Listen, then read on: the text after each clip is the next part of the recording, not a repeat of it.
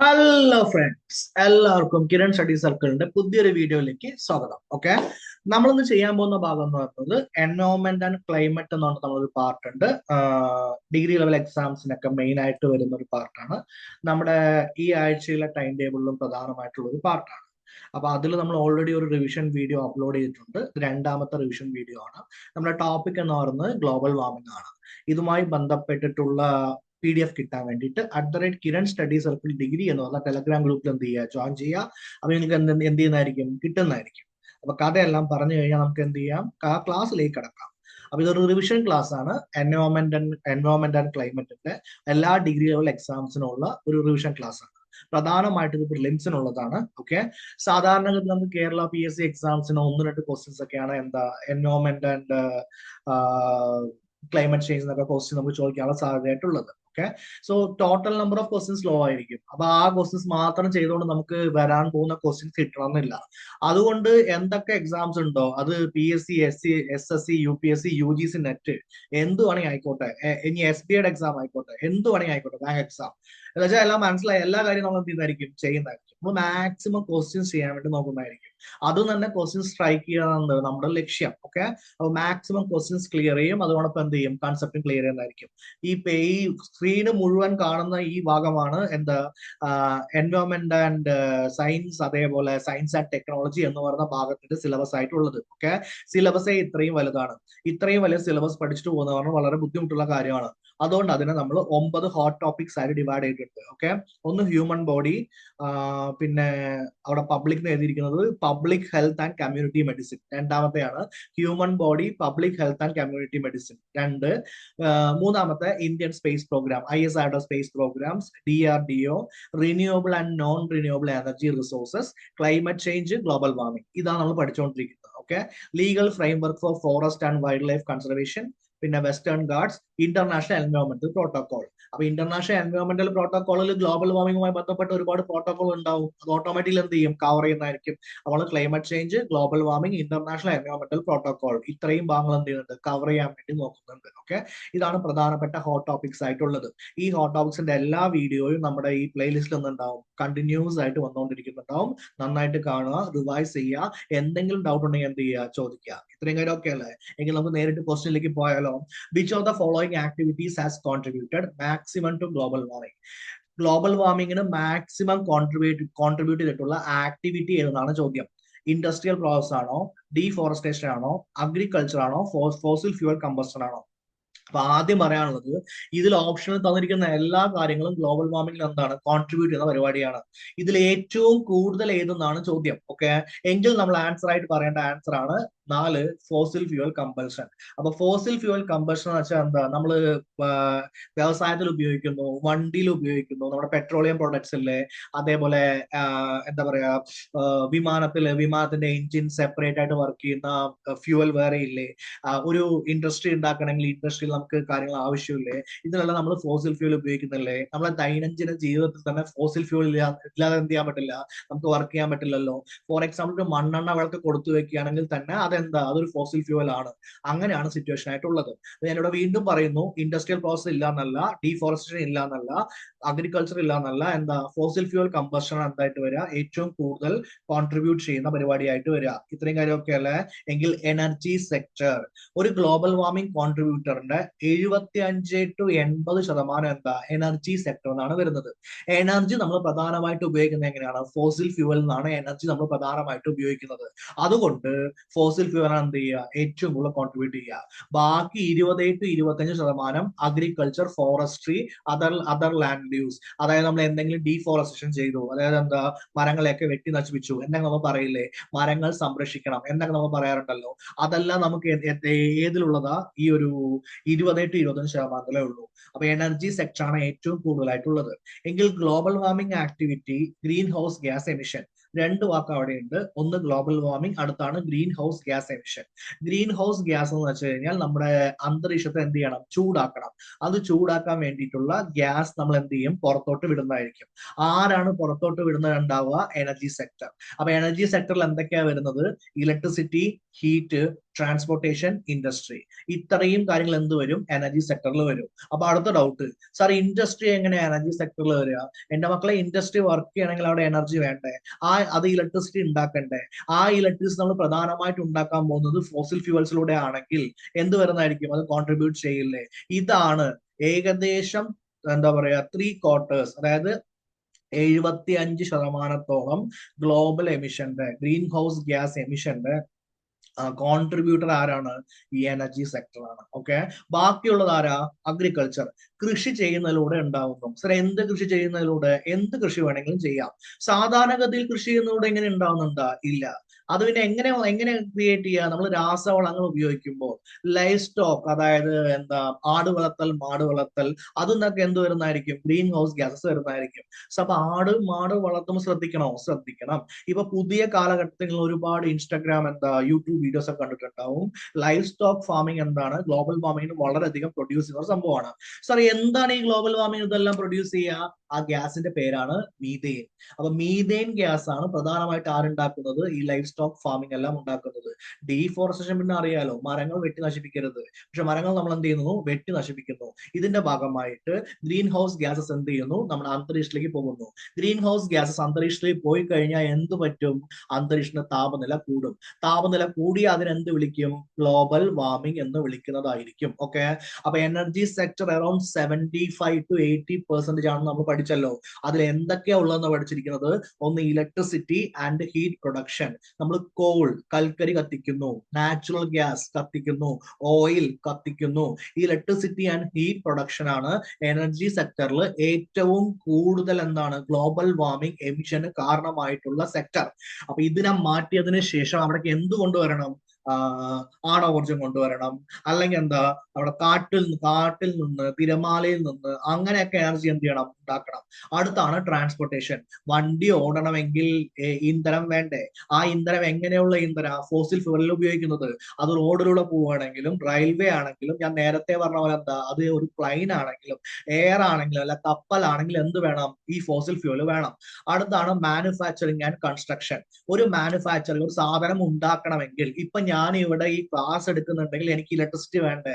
ഉണ്ടെങ്കിലല്ലേ ഇവിടെ ഈ വൈഫൈ എല്ലാം കണക്ട് ആവുള്ളൂ, എല്ലാ കാര്യങ്ങളും ഓക്കെ ആവുള്ളൂ, ഈ ലൈറ്റ് ഉണ്ടാവുള്ളൂ. ഈ ഇലക്ട്രിസിറ്റി എങ്ങനെ നമ്മൾ ക്രിയേറ്റ് ചെയ്യുന്നത്? ഓക്കെ, അതിനുവേണ്ടി വെള്ളം നമ്മൾ യൂസ് ചെയ്യുന്നില്ലേ? ആ വെള്ളം ഉണ്ടാക്കാൻ വേണ്ടി ഡാം നമ്മൾ ക്രിയേറ്റ് ചെയ്യുന്നില്ലേ? അപ്പൊ ഡാം എന്ത് ചെയ്യും? മരങ്ങളെ വെട്ടി നശിപ്പിക്കുകയല്ലേ ചെയ്യുന്നത്. അങ്ങനെയുള്ള വെള്ളത്തിനൊന്നും ഇഷ്യൂ വരുന്നില്ല. പക്ഷെ നമ്മൾ ഇലക്ട്രിസിറ്റി ഉണ്ടാക്കാൻ വേണ്ടി എന്ത് ചെയ്തു? കോൾ ഉപയോഗിച്ചെന്ന് വിചാരിക്കൂ, അല്ലെങ്കിൽ താപവൈദ്യുതി ഉപയോഗിച്ചെന്ന് വിചാരിക്കൂ, അതിൽ പ്രശ്നം വരുന്നില്ലേ? അതാണ് ഇവിടെ പ്രധാനമായി പറഞ്ഞുകൊണ്ടിരിക്കുന്നത്. ഓക്കെ, അടുത്താണ് ബിൽഡിങ്സ്. ബിൽഡിങ്സിൽ എന്താ സാർ പ്രശ്നം? ഇപ്പൊ ക്രിയേറ്റ് ചെയ്തിട്ടുള്ള ബിൽഡിങ്സിന്റെ പ്രധാനപ്പെട്ട സംഭവം എന്ന് വെച്ച് കഴിഞ്ഞാൽ എന്താണ്? ആക്ച്വലി അത് ഹീറ്റ് പ്രധാനമായിട്ട് എന്താ അബ്സോർബ് ചെയ്യുന്ന രീതിയിലാണ് കൺസ്ട്രക്ട് ചെയ്ത് വെച്ചിരിക്കുന്നത്. ഭയങ്കര ചൂടാണ്. ഓക്കെ, ഒരു വശം ചൂട് വന്നു കഴിഞ്ഞാൽ പിന്നെ എന്ത് ചെയ്യും? ആ ചൂട് അവിടെ തന്നെ നിൽക്കും. അങ്ങനെ നമ്മുടെ വീടായാലും എന്താ, അതൊരു ഓഫീസ് ആയാലും വലിയ വലിയ ബിൽഡിങ്സ് ആയാലും, വലിയ വലിയ ബിൽഡിങ്സ് ഒക്കെ യൂട്യൂബിൽ വീഡിയോ കാണാൻ വേണ്ടി നല്ല രസമാണ്. പക്ഷെ അതിൻ്റെ ഉള്ളിൽ അത് പുറത്തു വിടുന്ന ചൂട് നോക്കിക്കഴിഞ്ഞാൽ എന്തായിരിക്കും? അത് നമ്മുടെ മൊത്തം പ്രകൃതിക്ക് തന്നെ എന്താണ്? പ്രശ്നമാണ്. ഇതാണ് സിറ്റുവേഷൻ ആയിട്ടുള്ളത്. Okay, next, agriculture, forestry and other land use. എത്ര ശതമാനം? 20 to 25%. അപ്പൊ അഗ്രികൾച്ചറിലൂടെ നമ്മൾ എന്ത് ചെയ്യുന്നു? ലൈഫ് സ്റ്റോക്കും ക്രോപ്സും ഉണ്ടാക്കുന്നതിലൂടെ ഗ്രീൻ ഹൗസ് ഗ്യാസസ് പുറത്തു വിടുന്നു. ഏത് ഗ്രീൻ ഹൗസ് ഗ്യാസ് ആണ് ഞാൻ പറഞ്ഞത്? മീഥേൻ ആണ് പ്രധാനമായിട്ട് പുറത്തു വിടുന്നത്. ഡീഫോറസ്റ്റൈസേഷൻ, നമ്മൾ ഫോറസ്റ്റ് വെട്ടി നശിപ്പിച്ചു. അപ്പൊ അറ്റ്മോസ്ഫിയറിലേക്ക് എന്ത് വരുന്നതായിരിക്കും? കാർബൺ ഡൈ ഓക്സൈഡ് വരുന്നതായിരിക്കും. കാർബൺ ഡൈ ഓക്സൈഡ് വളരെ കൂടുതലായിട്ട് അറ്റ്മോസ്ഫിയറിലേക്ക് വരാനുള്ള പ്രധാനപ്പെട്ട ഒരു കാരണത്തിൽ ഒന്നാണ് എന്ത്? ഡീഫോറസ്റ്റൈസേഷൻ. Okay, okay. അങ്ങനെയാണെങ്കിൽ industry, manufacturing and other process, നമ്മൾ എന്ത് ചെയ്യുന്നു? മാനുഫാക്ചർ ചെയ്യുന്നു, ചെയ്തോട്ടെ, അതിലിപ്പോ എന്താ കുഴപ്പം? സോ മാനുഫാക്ചറിങ് ഇല്ലെങ്കിൽ എന്തില്ല? ഇന്ത്യ വലിയ എക്കണോമി ആയിട്ട് മാറില്ല. നിങ്ങൾ പറഞ്ഞത് കറക്റ്റ് തന്നെയാണ്. പക്ഷെ അതൊന്നും വേസ്റ്റ് ഉണ്ടാവില്ലേ? ഈ വേസ്റ്റ് എങ്ങനെയാ മാനേജ് ചെയ്യുക? ഈ വേസ്റ്റ് മാനേജ്മെന്റ് എന്ന് പറയുന്നത് ഇന്ത്യയിൽ മാത്രമല്ല, ലോകത്തെല്ലായിടത്തും വളരെ എന്താ പറയാ കൂലങ്കഷമായ ഒരു പ്രശ്നമാണ്. സാധാരണഗതിയിൽ എല്ലാവരും ചെയ്യുക, ഈ വേസ്റ്റ് മുഴുവൻ എന്ത് ചെയ്യും? ഒരു സ്ഥലത്ത് കൊണ്ടുവരും, എന്നിട്ട് അതിനെന്ത് ചെയ്യുന്ന? ആക്ച്വലി കത്തിക്കുന്നതായിരിക്കും. ഇപ്പൊ കൊച്ചിയിൽ ഈ അടുത്ത് എന്താ പറയാ സംഭവം, വേസ്റ്റ് കത്തിച്ചിട്ട് അവിടെ മൊത്തം എന്തായി? ആകെ പ്രശ്നമായി. അപ്പൊ വേസ്റ്റ് മാനേജ്മെന്റ് നല്ല രീതിയിൽ ചെയ്യണം. ഓക്കെ, അപ്പൊ വേസ്റ്റ് മാനേജ്മെന്റിൽ നല്ല രീതിയിൽ ചെയ്തില്ലെങ്കിൽ എന്ത് വരുന്നതായിരിക്കും? ഗ്രീൻ ഹൗസ് ഗ്യാസസ് വരുന്നതായിരിക്കും. ഓക്കെ. അപ്പൊ ഗ്രീൻ ഹൗസ് ഗ്യാസസിന്റെ പ്രധാനപ്പെട്ട ആക്ടിവിറ്റീസ് എന്തൊക്കെയാ? ഒന്ന്, ബേണിംഗ് ഫോസിൽ ഫ്യൂവൽസ്. രണ്ട്, industrial process. Process, 3 agriculture. Okay, ഇത്രയും കാര്യമൊക്കെയാണല്ലോ. അതെ, അപ്പൊ അഗ്രികൾച്ചറിൽ നമുക്ക് ഏതൊക്കെ വാതകങ്ങളാണ് പുറത്തോട്ട് വരുന്നത്? ഒന്ന് മീഥേൻ, രണ്ടാമത്തെ എന്താ? Nitrous oxide. ഓക്കെ, ഇൻഡസ്ട്രിയൽ പ്രോസസ്സിൽ എങ്ങനെയാ വരുന്നത്? ആക്ച്വലി ഒന്ന് നമ്മൾ ഇലക്ട്രിസിറ്റി യൂസ് ചെയ്യുമ്പോൾ, രണ്ടാമത്തെ എന്താണ്? കെമിക്കൽ ട്രാൻസ്ഫോർമേഷൻ അതിന്റെ ഉള്ളിൽ നടക്കുമ്പോൾ. ഏറ്റവും പ്രധാനപ്പെട്ട കീ ആക്ടിവിറ്റി ഏതാണ്? ഫോസിൽ ഫ്യൂവൽ ബേണിംഗ് തന്നെയാണ്. അതൊന്ന് പ്രധാനമായിട്ട് പുറത്തു വന്ന ഗ്രീൻ ഹൗസ് ഗ്യാസസ് ഏതൊക്കെയാണ്? Carbon dioxide and methane. എങ്കിൽ burning fossil fuel, industrial process and agriculture, ഇതിൽ നിന്ന് പ്രധാനമായി പുറത്തു വരുന്ന നമ്മുടെ ഗ്രീൻ ഹൗസ് ഗ്യാസസ് ഏതൊക്കെയാണ്? ഒന്ന് carbon dioxide, methane. Carbon monoxide ഉണ്ട്, PM2.5 ഉണ്ട്, ഇതെല്ലാം ഉണ്ട്. നിങ്ങൾ ആലോചിച്ചെല്ലാം ശരി തന്നെയാണ്. പക്ഷെ പ്രധാനമായിട്ട് പുറത്തു വിടുന്ന വാതകങ്ങൾ ഏതൊക്കെയാണ് നമ്മൾ എന്ത് ചെയ്തത്? നോക്കിയത്. ഇത്രയും കാര്യമൊക്കെ ആണല്ലോ. അതെ, ഓക്കെ. അപ്പൊ ലാൻഡ് യൂസിൽ ഉണ്ടാവുന്ന ചേഞ്ച് മൂലം എന്ത് വരുന്നതായിരിക്കും? കാർബൺ ഡൈ ഓക്സൈഡിന്റെ കപ്പാസിറ്റിയിൽ വ്യത്യാസം വരുന്നതായിരിക്കും. എങ്കിൽ നമുക്കൊരു ക്വസ്റ്റ്യൻ ചെയ്താലോ? ചെയ്യാം. Assertion with the energy sector. Energy സെക്ടറിൽ എന്താ? Electricity, heat, transportation, industry. ഇത്രയും കാര്യങ്ങളല്ലേ എനർജി സെക്ടറിൽ വരുന്നത്. ഇതെല്ലാം നമ്മൾ നോക്കിയിട്ടുണ്ടായിരുന്നത്. Being the largest contributed, accounting for about 3/4 of global emissions. അല്ലെ, 75% എന്താ? എനർജി സെക്ടർ എന്നല്ലേ ഗ്ലോബൽ എമിഷൻസ് ഉണ്ടാവുന്നല്ലേ നമ്മൾ പഠിച്ചിട്ടുണ്ടായിരുന്നത്. അതിൽ യാതൊരു വ്യത്യാസവും ഇല്ല. അസേർഷൻ എന്താണ്? ശരിയാണ്. Reason, focused mission like national solar mission, national mission for green India, one sun one world one grid, OSOWOG, renewable energy interconnection and PM Suryaghar, Muft Bijli Yojana, PMSGMBI can solve global warming and make India zero carbon net goal by 2070. Okay sir, 2070 ആകുമ്പോഴേക്ക് ഈ പറഞ്ഞതിലൂടെ നമ്മൾ net carbon achieve ചെയ്യുമോ എന്ന് എനിക്ക് doubt ഉണ്ടാവും. Okay, നമ്മുടെ India തന്നെ നമ്മുടെ COP മീറ്റിംഗിൽ പോയിട്ട്, COP മീറ്റിംഗ് എന്ന് വെച്ച് കഴിഞ്ഞാൽ കോൺഫറൻസ് ഓഫ് പാർട്ടീസ് മീറ്റിംഗ്, ആ കോൺഫറൻസ് ഓഫ് പാർട്ടീസ് മീറ്റിംഗിൽ പോയിട്ട് എന്ത് പറഞ്ഞിട്ടുണ്ട്? ഓക്കെ, ഞങ്ങൾ 2070 ആകുമ്പോഴേക്ക് സീറോ കാർബൺ എന്ത് ചെയ്യും? അച്ചീവ് ചെയ്യുന്നതായിരിക്കും. എങ്കിൽ നിങ്ങൾക്ക് അറിയേണ്ട വാക്കിന്റെ പേരാണ് എന്താണ് സീറോ കാർബൺ അച്ചീവ്മെന്റ്. കാർബൺ പുറത്തു വിടില്ല എന്നല്ല, അതായത് കാർബൺ ഡൈ ഓക്സൈഡ് പുറത്തു വിടില്ല എന്നല്ല അവിടെ പറഞ്ഞിരിക്കുന്നത്. അവിടെ പറഞ്ഞിരിക്കുന്ന പ്രധാനപ്പെട്ട സിറ്റുവേഷൻ എന്താ വെച്ച് കഴിഞ്ഞാൽ, ഒരു സെക്കൻഡ്, അവിടെ പറഞ്ഞിരിക്കുന്ന പ്രധാനപ്പെട്ട സിറ്റുവേഷൻ എന്താ വെച്ച് കഴിഞ്ഞാൽ, കാർബൺ ഡൈ ഓക്സൈഡ് എത്ര പുറത്തു വിടുന്നുണ്ടോ, അല്ലെങ്കിൽ കാർബൺ മോണോക്സൈഡ് എത്ര പുറത്തു വിടുന്നുണ്ടോ, അത്രത്തോളം നമ്മൾ എന്ത് ചെയ്യുന്നതായിരിക്കും? ആഗിരണം ചെയ്യുന്നതായിരിക്കും. അതായത് പുറത്തു വിടുന്ന അളവും ആഗിരണം ചെയ്യുന്ന അളവും എന്തായിരിക്കും? ഈക്വൽ ആയിരിക്കും. അങ്ങനെയാണെങ്കിൽ അതിനെ വിളിക്കുന്ന പേരാണ് നെറ്റ് സീറോ കാർബൺ ഗോൾ. അതിനു വേണ്ടിയിട്ട് നമ്മൾ വിവിധ തരത്തിലുള്ള പദ്ധതികൾ ഉണ്ടാക്കിയിട്ടുണ്ട്. ഈ പദ്ധതികളെല്ലാം എന്താ? നമുക്ക് പഠിക്കാനുള്ളതാണ്. വരുന്ന ക്ലാസ്സിൽ നമ്മൾ എന്ത് ചെയ്യുന്നതായിരിക്കും? ഇതെല്ലാം റിവൈസ് ചെയ്യുന്നതായിരിക്കും. ഓക്കെ, എങ്കിൽ പദ്ധതികൾ എന്തൊക്കെയായിരുന്നു? National solar mission, national mission for green India, OSOWOG എന്ന് വെച്ചാൽ എന്താ? One sun one world one grid. പിന്നെന്താ? PM Suryaghar, renewable energy reconstruction and PM Suryaghar, Muft Bijli Yojana, PM Suryaghar Muft Bijli Yojana, PMSGMBY. Okay, ഇതെല്ലാം ചേർന്ന് എന്ത് ചെയ്യും? 2070 ആകുമ്പോഴേക്കും നമുക്ക് എന്താണ്? ഇന്ത്യൻ ലെവലിൽ നെറ്റ് കാർബൺ അച്ചീവ് ചെയ്യാൻ വേണ്ടി പറ്റും എന്നാണ് അവിടെ പറഞ്ഞിരിക്കുന്നത്. ഓക്കെ, എങ്കിൽ മോളിൽ പറഞ്ഞിട്ടുള്ള എനർജി സെക്ടറിലുള്ള പ്രൊഡക്ഷനെ മാറ്റിയിട്ട് നാഷണൽ സോളാർ മിഷൻ ചെയ്യാൻ വേണ്ടി പറ്റില്ലേ? National mission for green India ചെയ്ത് കഴിഞ്ഞാൽ ഫുൾ ഗ്രീൻ ആവില്ലേ? കെട്ടിടങ്ങളൊക്കെ ഗ്രീൻ ആവില്ലേ? നമ്മൾ ആ രീതിയിൽ എന്ത് ചെയ്യുന്നുണ്ട്? ഇപ്പൊ നിങ്ങൾ പുതുതായി കെട്ടുന്ന കെട്ടിടങ്ങളൊക്കെ നോക്കുക, അതിലൊക്കെ എന്ത് ചെയ്യും? പച്ച ഉൾപ്പെടുത്താൻ വേണ്ടിയിട്ട് ഒരുപാട് സസ്യങ്ങൾ എന്ത് ചെയ്യുന്നതായിരിക്കും? അവിടെ വെക്കുന്നതായിരിക്കും. ഓക്കെ, അപ്പൊ അസേർഷനും ശരിയാണ്, റീസണും ശരിയാണെന്ന് മനസ്സിലായി. അപ്പൊ സിയും പോയി, ഡിയും പോയി. ഇനി നമുക്ക് വേണ്ടത് A ആണോ B ആണോ എന്നാണ് നോക്കേണ്ടത്. ഓക്കെ, അത്രേ നമ്മുടെ കയ്യിലുള്ളൂ. അപ്പൊ ഞാൻ പഠിപ്പിച്ചു തന്ന പ്രകാരം നോക്കുകയാണെങ്കിൽ ആദ്യം എന്താ ചെയ്യുക? അസേർഷൻ എന്ന് വായിക്കുക. With the energy sector being the largest contributor, accounting for about 3/4 of global emissions. Okay, എങ്കിൽ ഇതെങ്ങനെ സോൾവ് ചെയ്യാം? താഴെ പറയുന്ന രീതിയിൽ എന്ത് ചെയ്യാവുന്നതാണ്? സോൾവ് ചെയ്യാവുന്നതാണ്. ഓക്കെ, എങ്കിൽ എനർജി സെക്ടറിന് എന്ത് വരും? ഇഷ്യൂ നമുക്ക് സോൾവ് ചെയ്യാൻ വേണ്ടി പറ്റുന്നതായിരിക്കും. എങ്കിൽ എയും ആറും ശരിയാണ്. R is the correct explanation of the A. ഇത്രയും കാര്യം ഓക്കെ അല്ലേ? ഡൺ ആണല്ലോ. Okay, find the correct statements. Electricity and heat production is the largest single source of global warming, often involving burning coal, natural gas and oil. ഇതല്ലേ നമ്മൾ പഠിച്ചത്. Electricity and heat production ആണ് global വാർമിംഗിന്റെ ഏറ്റവും largest ആയിട്ടുള്ള single source. അതിൽ യാതൊരു ഡൗട്ടും ഇല്ല. അതിൽ എന്തൊക്കെ നമ്മൾ പ്രധാനമായി ചെയ്യുന്നത്? കോൾ കൽക്കരി കത്തിക്കുന്നു, നാച്ചുറൽ ഗ്യാസ് കത്തിക്കുന്നു, ഓയിൽ യൂസ് ചെയ്യുന്നു. അത് ശരിയാണ്. സ്റ്റേറ്റ്മെന്റ് നമ്പർ 1 ശരിയാണ്.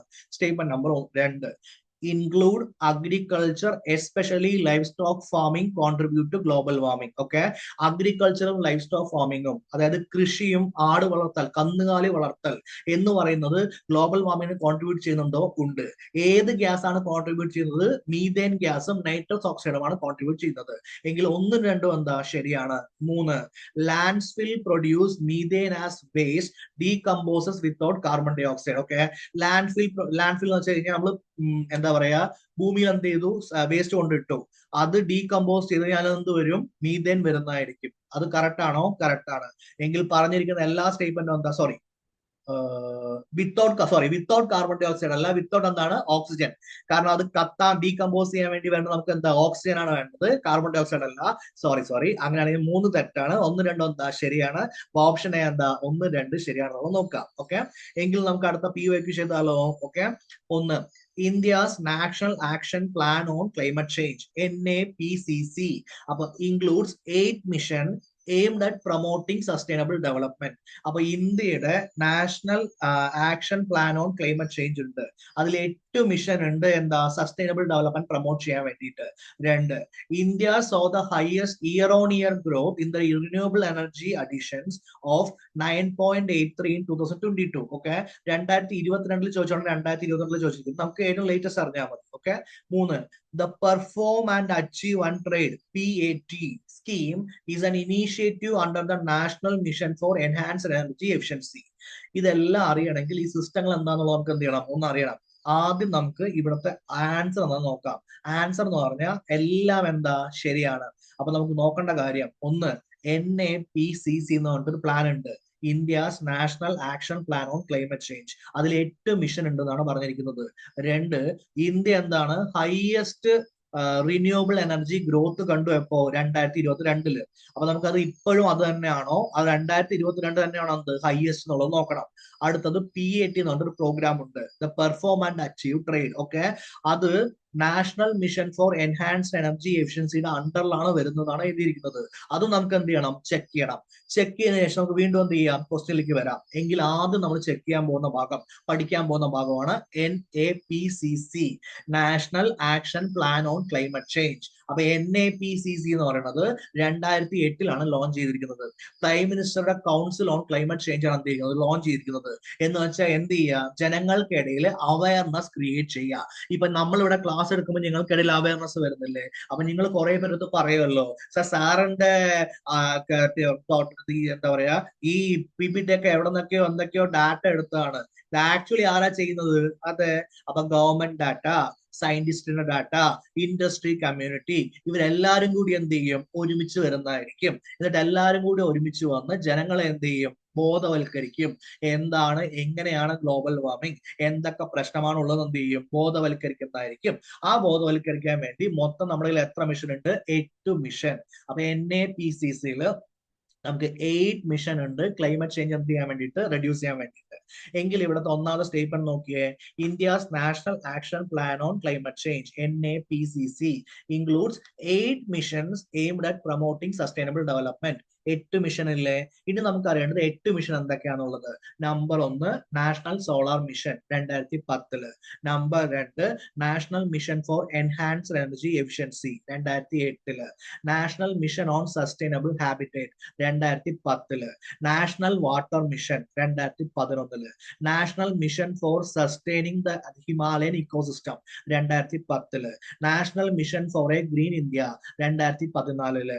National mission for sustainable agriculture 2010 approval കിട്ടി, 2014 എന്തായി? ഓപ്പറേഷണൽ ആയി. National mission on strategic knowledge four climate change 2010. ഇത്രയും കാര്യമൊക്കെ ആണെങ്കിൽ എന്റെ കൂടെ പറഞ്ഞോ, NAPCCയിലുള്ള NAPCCയുടെ ഫുൾ ഫോം എന്താ? National action plan on climate change. ഈ national action plan on climate ചേഞ്ചിലുള്ള 8 മിഷൻ എന്തൊക്കെയാ?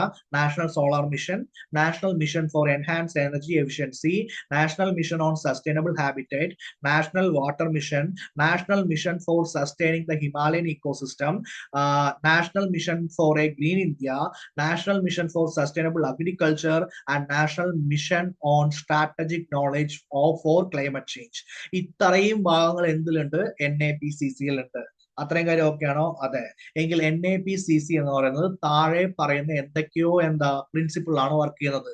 എന്തൊക്കെയാണ് പ്രിൻസിപ്പിൾ? ഒന്ന്, protection of the poor and vulnerable section. പാവപ്പെട്ടവരെയും വൾണറബിൾ ആയിട്ടുള്ള ആളുകൾ എന്ത് ചെയ്യണം? സംരക്ഷിക്കണം. ആരാണ് സാർ ഈ വൾണറബിൾ ആളുകൾ ഉള്ളത്? ഈ കാട്ടിൽ ജീവിക്കുന്ന ആദിവാസികൾ ഉണ്ടാവും, ST വിഭാഗങ്ങൾ ഉണ്ടാവും, SC വിഭാഗങ്ങൾ ഉണ്ടാവും, വയോജനങ്ങൾ ഉണ്ടാവും, സ്ത്രീകൾ ഉണ്ടാവും, കുട്ടികൾ ഉണ്ടാവും. ഇവരെ എല്ലാവരെയും കൂടി ഒരുമിച്ച് നിർത്തിയിട്ട് ഇൻക്ലൂസീവ് ആയിട്ട് വേണം എന്ത് ചെയ്യാൻ? ഡെവലപ്മെന്റ് ചെയ്യാൻ വേണ്ടിയിട്ട്. ഡെവലപ്മെന്റ് ചെയ്യുക എന്നതിന്റെ പേരിൽ എന്ത് വരാൻ പറ്റില്ല? ഈ വിഭാഗങ്ങൾക്ക് പ്രശ്നം വരാൻ പറ്റില്ല. ആളുകൾക്ക് ജീവിക്കണ്ടേ? അപ്പൊ protection of the poor and vulnerable section എന്താ? NAPCCയുടെ പ്രിൻസിപ്പിളിൽ വളരെ ഇമ്പോർട്ടന്റ് ആയ പ്രിൻസിപ്പിൾ ആണ്. രണ്ടാമത്തെ, അച്ചീവ്മെന്റ്സ് ഓഫ് നാഷണൽ ഗ്രോത്ത്. രാജ്യം വളരണ്ടേ? ഫുള്ള് ഇക്കോളജിക്കൽ സസ്റ്റൈനബിലിറ്റി എന്ന് പറഞ്ഞിട്ട് ഒന്നും ചെയ്യാൻ പറ്റില്ല എന്ന് പറഞ്ഞതിന് ശേഷം രാജ്യം വളർന്നതിന് പ്രശ്നമല്ലേ? അപ്പൊ വളർച്ചയും വേണം, ഇക്കോളജിക്കൽ സസ്റ്റൈനബിലിറ്റിയും വേണം. അതും വേണം, ഇതും വേണം. Okay. Deployment of appropriate technologies, adaptation and mitigation of green house gas emissions. Okay. അതായത് ടെക്നോളജി യൂസ് ചെയ്യുന്നതിലൂടെ എന്ത് ചെയ്യുന്നു? ഗ്രീൻ ഹൗസ് ഗ്യാസ് എമിഷൻസ് നമ്മൾ കൺട്രോൾ ചെയ്യാൻ വേണ്ടി നോക്കുന്നു. പതുക്കെയാണ് കൺട്രോൾ ചെയ്യുക. ഓക്കെ. അല്ലാതെ ഒരു ആക്സിലറേറ്റർ ഫേസിലാണ് കൺട്രോൾ ചെയ്യുക. എന്ന് വെച്ചാൽ എന്താ ഉദ്ദേശിക്കുന്നത്? ആക്ച്വലി ഈ വർഷം ഒരു 5% കൺട്രോൾ ചെയ്താൽ അടുത്ത വർഷം എന്ത് ചെയ്യും? അത് 7 ആക്കാൻ വേണ്ടി നോക്കും. അടുത്ത വർഷം 8 ആക്കാൻ വേണ്ടി നോക്കും. അങ്ങനെ അടുത്ത വർഷം എന്ത് ചെയ്യും? 9.83 ആക്കാൻ വേണ്ടി നോക്കും. ഇങ്ങനെ നമ്മൾ കണ്ടിന്യൂസ് ആയിട്ട് എന്ത് ചെയ്യും? ഇൻക്രീസ് ചെയ്യാണ് ചെയ്യുക. ഇപ്പൊ നമ്മൾ പഠിക്കാൻ പോവുകയാണെങ്കിൽ ഒരു ദിവസം രാവിലെ എണീറ്റ് സിലബസ് മുഴുവൻ തീരില്ലല്ലോ. നമ്മൾ എങ്ങനെയാ പഠിക്കുക? സിലബസ് പഠിച്ചുകൊണ്ടേയിരിക്കും. ഓക്കെ. അറ്റ് ദ എൻഡ് ആവുമ്പോൾ ഓരോ ആഴ്ചയും എക്സ്ട്രാ ആയി പഠിച്ചിട്ട് അറ്റ് ദ എൻഡ് ആവുമ്പോഴേക്കും എന്ത് ചെയ്യും? എല്ലാ കാര്യങ്ങളും ചെയ്യും. അങ്ങനെയല്ല നമ്മൾ ചെയ്യുക. സെയിം ലോജിക് ആണ്. അപ്പൊ NAPCCയുടെ എന്തൊക്കെയാ ഗൈഡ് ലൈൻസ് ഉള്ളത്? ഒന്ന്, പൂവർ ആൻഡ് വൾണറബിളിനെ പ്രൊട്ടക്ട് ചെയ്യണം. രണ്ടാമത്തെ, നാഷണൽ ഗ്രോത്ത് അച്ചീവ് ചെയ്യും വേണം. ഇക്കോളജിക്കൽ ബാലൻസ് ഉണ്ടാവും വേണം. ഓക്കെ. മൂന്നാമത്തെ അപ്രോപ്രിയേറ്റ് ടെക്നോളജീസ് യൂസ് ചെയ്യണം. അതിലൂടെ നമ്മൾ എന്ത് ചെയ്യും? ഗ്രീൻ ഹൗസ് ഗ്യാസ് എമിഷൻസിനെ മിറ്റിഗേറ്റ് ചെയ്യുന്നതായിരിക്കും. ഇത്രയും കാര്യം ഓക്കെ ആണല്ലോ? അതെ. എങ്കിൽ എന്താണ് പാറ്റ്? പാറ്റ് എന്ന് വെച്ചാൽ ഫുൾ ഫോം എന്താ? Perform, achieve and trade. Okay.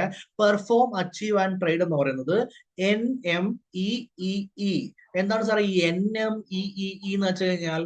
National mission for enhanced energy efficiency.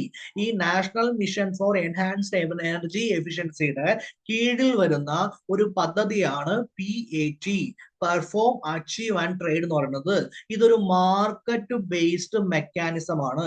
എന്താണ് ഈ മാർക്കറ്റ് ബേസ്ഡ് മെക്കാനിസം എന്ന് വെച്ച് കഴിഞ്ഞാൽ? ഇതിലൂടെ എനർജി സേവിംഗ് സർട്ടിഫിക്കറ്റ് കിട്ടുന്നതായിരിക്കും. അതിന്റെ പേരാണ് ES certificate. Energy saving certificate എന്നാണ് അതിനെ വിളിക്കുക. ഓക്കെ. അപ്പൊ ഇത് പ്രകാരം നിങ്ങൾ ഒരു AC വാങ്ങുന്നുണ്ടോ അല്ലെങ്കിൽ ഫ്രിഡ്ജ് വാങ്ങുന്നുണ്ടോ വിചാരിക്കൂ. അതിനെന്തുണ്ടാവും? ഒരു സ്റ്റാർ സിസ്റ്റം ഉണ്ടാവും. അല്ലെങ്കിൽ എന്തായിരിക്കും? നിങ്ങളിപ്പോ വാങ്ങുന്നുണ്ടെങ്കിൽ അതില് ഗ്ലോബൽ വാർമിംഗ് കുറഞ്ഞ AC ഉണ്ട്, ഗ്ലോബൽ വാർമിംഗ് കുറഞ്ഞ ഫ്രിഡ്ജ് ഉണ്ട്. അപ്പൊ അത് വാങ്ങിക്കഴിഞ്ഞാൽ നമുക്ക് എന്താണ്? അതൊരു സർട്ടിഫിക്കറ്റ് പ്രോഗ്രാം ആയിട്ട് കിട്ടും. ആർക്ക്? പ്രൊഡ്യൂസറിന് അങ്ങനെ ഒരു സംഭവം കിട്ടും. അങ്ങനെയാണെങ്കിൽ അവർക്ക് ഇനി വരാൻ പോകുന്ന പ്രോഗ്രാമുകളിൽ ഗവൺമെന്റ് എന്ത് കൊടുക്കുന്നതായിരിക്കും? റിഡക്ഷൻ കൊടുക്കുന്നതായിരിക്കും. അപ്പൊ അവർക്കും ഒരു ലാഭം, നമുക്കും ഒരു ലാഭം. ഇത് ആരാണ് സാർ ചെയ്യുന്നത്? മിനിസ്ട്രി ഓഫ് പവർ ആണ് ചെയ്യുന്നത്. ഓക്കെ. മിനിസ്ട്രി ഓഫ് പവർ ചെയ്യുന്ന പരിപാടിയുടെ പേരെന്താ? BEE. ബി എന്ന് വെച്ചാൽ നമ്മുടെ തേനീച്ച പോലല്ല. അതെ, BEE, bureau of energy efficiency. അവരാണ് എന്ത് ചെയ്യുക? ഈ പ്രോഗ്രാം ചെയ്യാൻ വേണ്ടി പോകുന്നത്. എന്ന് വെച്ച് കഴിഞ്ഞാൽ കോസ്റ്റ് ഇഫക്റ്റീവ് ആയിരിക്കണം. അതേപോലെ എനർജി എഫിഷ്യൻസി മെഷർ ചെയ്യണം. അപ്പൊ നമ്മൾ ഇതിനു വേണ്ടി എന്ത് ചെയ്യും? ഒരു സാധനം നമ്മൾ വാങ്ങുന്നുണ്ടെങ്കിൽ, ഞാൻ ACയും ഫ്രിഡ്ജും എക്സാമ്പിളിന് വേണ്ടി പറഞ്ഞാണ്, ഇതേപോലെ ഒരുപാട് സാധനം ഒന്നും ഉണ്ടാവും. അങ്ങനെ വാങ്ങുന്നുണ്ടെങ്കിൽ എന്ത് ചെയ്യും? അതിനനുസരിച്ച് നമ്മൾ അവർക്ക് എനർജി എഫിഷ്യൻസ് സർട്ടിഫിക്കറ്റ് കൊടുക്കുന്നതായിരിക്കും. ഓക്കെ. ഇത്രയും കാര്യത്തെ വിളിക്കുന്ന പേരാണ് പാറ്റ്. എങ്കിൽ ഇവിടുത്തെ നമുക്ക് ക്വസ്റ്റ്യൻ നോക്കാം. Okay. The perform, achieve and trade PAT scheme is an initiative under National Mission for Enhanced Energy Efficiency. അതെല്ലാം നമ്മൾ പഠിച്ചിട്ടുണ്ടായിരുന്നത്. അതെ. അപ്പൊ എല്ലാം എന്താണ് അവിടെ? ശരിയാണ്. ഇതുമായി ബന്ധപ്പെട്ട കാര്യങ്ങൾ കിട്ടിയെങ്കിൽ നമുക്ക് അടുത്ത ക്വസ്റ്റ്യനിലേക്ക് പോവാം. Consider the following statements. India's National Clean Program, NCAP, aims to reduce particulate matter pollution by 10 to 15% by 2024. 2024 ആകുമ്പോഴേക്ക് പാർട്ടിക്കുലേറ്റ് മാറ്റർ എന്ത് ചെയ്യണം, 10 to 15% കുറയ്ക്കാനാണ് നോക്കുന്നത്. രണ്ട്, the Jal Jeevan Mission focuses on providing safe and adequate drinking water through individual household taps connection by 2024. മൂന്ന്, the National Electric Mobility Mission Plan NEMMP targets achieving national fuel security by promoting hybrid and electric vehicles. 4, the FAME India scheme, faster adoption and manufacturing of electric vehicles, is part of National Electric Vehicles Mobility Mission Plan NEMMP and provides subsidies for electric vehicles. എന്ന് വെച്ചാൽ താഴെ പറഞ്ഞിരിക്കുന്ന എല്ലാം programmes ആണ്. Okay, ഇതിന്റെ answer എന്താണെന്ന് വെച്ച് കഴിഞ്ഞാൽ 2, 3, 4 ആണ്. അപ്പൊ 2, 3, 4 വെച്ചാൽ 1 മാത്രമേ തെറ്റുള്ളൂ. ഈ ക്വസ്റ്റ്യൻ നമ്മൾ ചെയ്യുന്നതിന് മുമ്പ്, ഡിസ്കസ് ചെയ്യുന്നതിന് മുമ്പ് ഈ ക്വസ്റ്റ്യനുമായി ബന്ധപ്പെട്ട കാര്യങ്ങൾ ഡിസ്കസ് ചെയ്തിട്ട് വന്നിട്ട് നോക്കുമ്പോഴാണ് ഉണ്ടാവുക, നമുക്ക് കൃത്യമായിട്ട് മനസ്സിലാവുക. എങ്കിൽ അതിലോട്ട് പോയാലോ? പോകാം. അപ്പോ NCAPയുടെ 2024 കറണ്ട് അഫയേഴ്സ് എന്ന് പറയുന്നത് പാർട്ടിക്കുലേറ്റ് മാറ്റർ റിഡക്ഷൻ, PM എന്നാണ് അതിനെ വിളിക്കുക. PM എന്ന് വെച്ചാൽ ഉദ്ദേശം വെച്ചാൽ ചെറിയ ചെറിയ കണികകളാണ്. ഇത് നമ്മുടെ എന്തുണ്ടാവും, അന്തരീക്ഷത്തിൽ ഉണ്ടാവും. പ്രധാനമായിട്ട് പാർട്ടിക്കുലേറ്റ് മാറ്ററിന്റെ പ്രധാന പ്രശ്നമുള്ള ഒരു സ്ഥലമാണ് എന്ത്, ഡൽഹി എന്ന് പറയുന്നത്. നോർത്ത് ഇന്ത്യയിൽ ഇത് ഭയങ്കര എന്താ പറയുക ഇഷ്യൂ ആണ്. ഓക്കെ, എങ്കിൽ PM നമുക്ക് എന്ത് ചെയ്യണം, കുറയ്ക്കണം. ഇത് കുറയ്ക്കാൻ വേണ്ടിയിട്ട് 2019 തൊട്ട് 2024 വരെ ഒരു നാഷണൽ ക്ലീൻ എയർ പ്രോഗ്രാം എന്നുകൊണ്ട് ഒരു പരിപാടി നമ്മൾ ചെയ്തതിന് ശേഷം അതിന്റെ ഇംപ്രൂവ്മെന്റ് കാണിച്ചിട്ടുണ്ട്. ഇന്ത്യ 26.84% PM ലെവൽ എന്ത് ചെയ്തു, കുറച്ചു. ഓക്കെ, ഇത് 2024 ഇപ്പൊ സിറ്റുവേഷൻ എന്ത് ചെയ്തു, മാറി. വരുന്ന ക്ലാസ്സിൽ എന്ത് ചെയ്യാം, ഡിസ്കസ് ചെയ്യാം. Okay, national clean air program എന്താ 24.4% എന്ത് ചെയ്തു, ഇംപ്രൂവ് ചെയ്തു. ഓക്കെ, എന്താ ഇന്റർവെൻഷനിലൂടെ നമ്മൾ എന്ത് ചെയ്യാൻ പറ്റി, ഇംപ്രൂവ് ചെയ്യാൻ വേണ്ടി പറ്റി. ഏറ്റവും ബെസ്റ്റ് പെർഫോമർ ആരാ, വാരണാസിയാണ്.